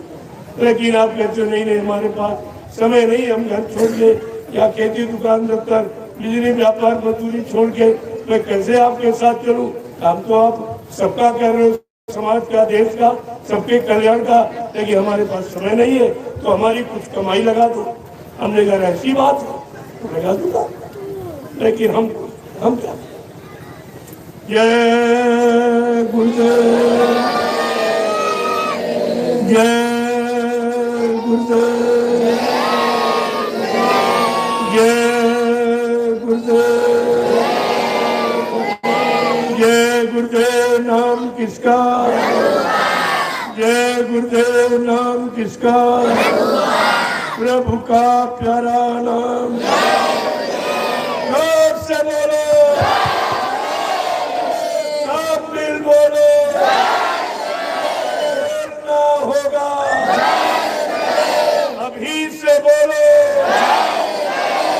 दर्द हरेंगे, सब कष्ट मिटेंगे, सुख शांति भी देंगे, सबके दाता, सबके मालिक, प्रेम से बोले, ये नाम नहीं इंसान का, ये काम नहीं इंसान का, प्रेमियों इंसानों के बस का ये काम नहीं। आप इसको गांठ पे बांध दीजिए, ये इंसानों के बस का काम नहीं। 70 साल की आजादी ये पूरा प्रमाण दे रही, कुछ नहीं था, परेशानी तकलीफ बढ़ने सिवा सुकून शांति कहीं कुछ। अब आपको ये सोच लेना चाहिए कि परिवर्तन ऐन प्रकार था जिसे कोई रोक नहीं सकता। अब समय की पुकार है परिवर्तन, इसलिए आप लोग सही सच्चे रास्ते पर खड़े तो रोजी हो तो बैठते रोज, लेकिन हमारा मतलब कुछ और खड़े होने का। अब आप सच्चे अच्छे ईमानदार चरित्रवान काम के लिए अच्छे समाज को बनाने के लिए खड़े हो। अब ये बैठने का समय नहीं रहा है, और बैठो जब तो भजन पूजन के लिए बैठो, झुको वहाँ जहाँ कुछ मिले।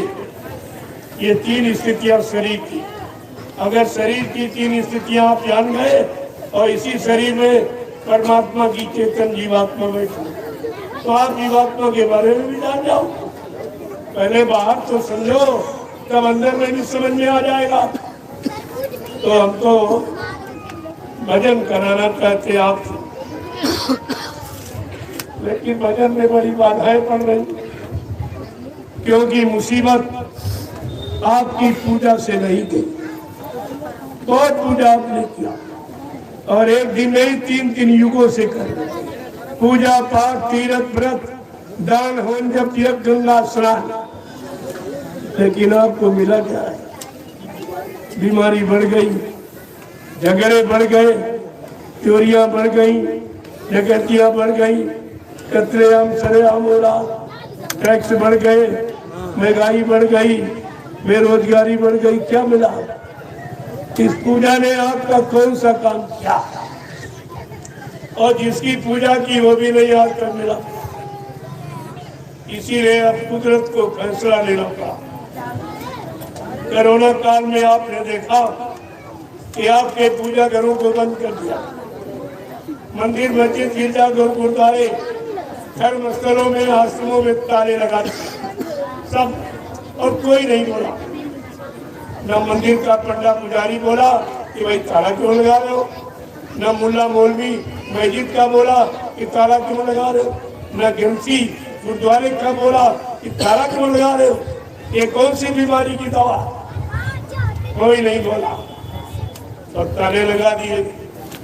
हाथ जोड़े खड़ा है, पंडा पुजारी कह रहा, मुल्ला मौलवी जिन्होंने ताले लगाए उनका सर्वनाश हो जाएगा, ये हो जाएगा, वो जाएगा। मैंने कहा उनको तो जुकाम तक नहीं किसी को, क्योंकि वहां कोई करने वाला है ही नहीं। वो तो तुम्हारी मानसिकता ही खराब।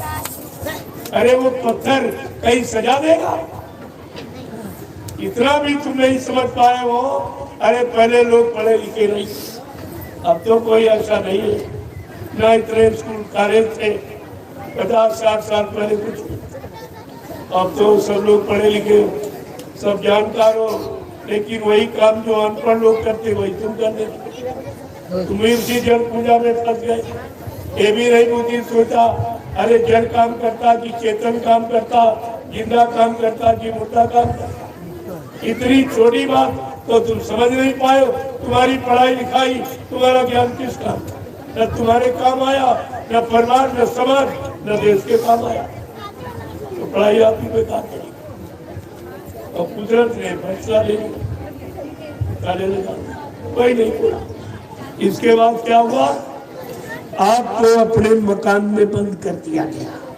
3 महीने के लिए तुम्हारा मकान जेल बन गया।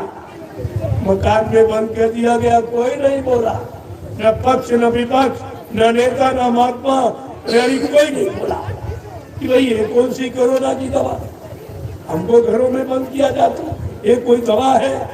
जब कोई नहीं बोला तो वो सब समझ रहे हम अच्छा काम कर रहे, तभी तो कुछ नहीं कोई कहा। तो फट से उसने, तुम्हारी दुकान है, तुम्हारा धंधा है, व्यापार है, तुम्हारी मार्केट सब बंद। फिर भी कोई नहीं बोला कि ये भाई कोरोना की दवा है क्या, कोई नहीं बोला। तो उन्होंने क्या किया, तुम्हारा यातायात, रेल और मोटर सड़क सब फिर भी कोई नहीं बोला। उन्होंने समझा मेरा काम अच्छा है, कोई कुछ कही नहीं रहा, किसी को इतराज नहीं। तो उन्होंने क्या किया, विद्यालय, कार्यालय, न्यायालय सब ये बंदी, लेकिन नसबंदी हुई और तुम्हें बंद किया गया। सड़क बंदी, दुकान बंदी, यातायात बंदी, न्यायालय, विद्यालय, कार्यालय बंदी, लेकिन नशा बंदी नहीं की गई। शराब के ठेके खुले रहे। इससे देश का कौन सा विकास, इससे लोगों की बुद्धि अच्छी हो कि बुद्धि खराब होगी, पागल हो। सब बंदी हुई लेकिन नशा बंदी, जिसकी जरूरत थी उसे खोला गया, यानी मतलब कोई आवश्यकता नहीं जिसकी, उसे खोला गया, और जिसकी जरूरत वो तुम्हारे सब बंद कर दिया गया। और कोई नहीं, ना कोई नेता बोला, ना कोई महात्मा। अब आपको इस पर विचार करना चाहिए कि तुम्हारा हितैषी कोई नहीं, तुम्हारी चिंता किसी को नहीं। जब वो छोटी सी बीमारी में ये सब बंदी हो गया, तुमको भी बंदी बना लिया गया घरों में।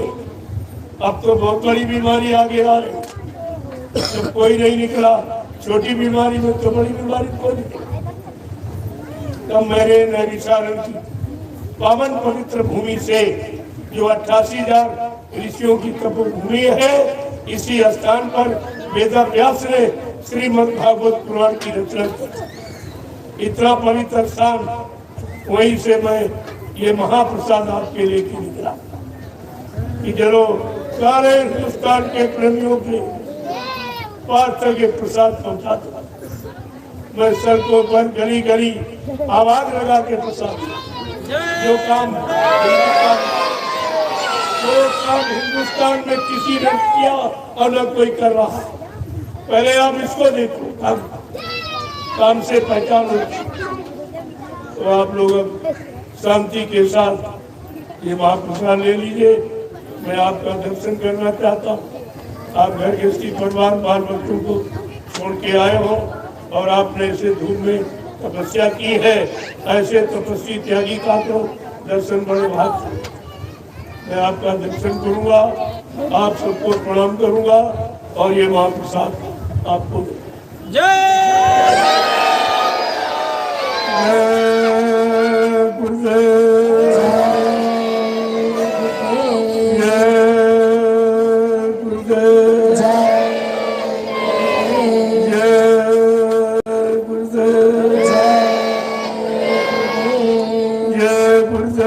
नाम किसका? प्रभु का। जय गुरुदेव नाम किसका? प्रभु का। जय गुरुदेव नाम किसका? प्रभु का प्यारा नाम। सतयुग को लाएंगे, विश्व में शांति को लाएंगे, जन जन में प्रेम को लाएंगे। इस बात को गांठ पे मांगो। ये तीनों काम कोई नहीं कर सकता। ये जितना भी आपको बताया जाएगा वो चैलेंज है। जो काम आज कोई नहीं कर सकता वो काम आपके सामने किया जा रहा है। भाषण नहीं दे रहा हूँ, जो काम कर रहा हूँ उसकी जानकारी दे, तो काम करके दिखा रहा हूँ। यहाँ असल भाषणबाजी नहीं होती, यहाँ जानकारी दी जाती कि अब किसकी जरूरत है, अब क्या होना चाहिए, ये भारत की जनता कैसे सुखी होगी, कैसे बीमारियों से मुक्त होगी, उसी की आपको बताया। अब आप लोग लाइन से खड़े हो जाओ। एक लाइन महिलाएं पुरुष हमारी मर्यादा है। आप इसको साथ जय गुरुदेव, जय गुरुदेव।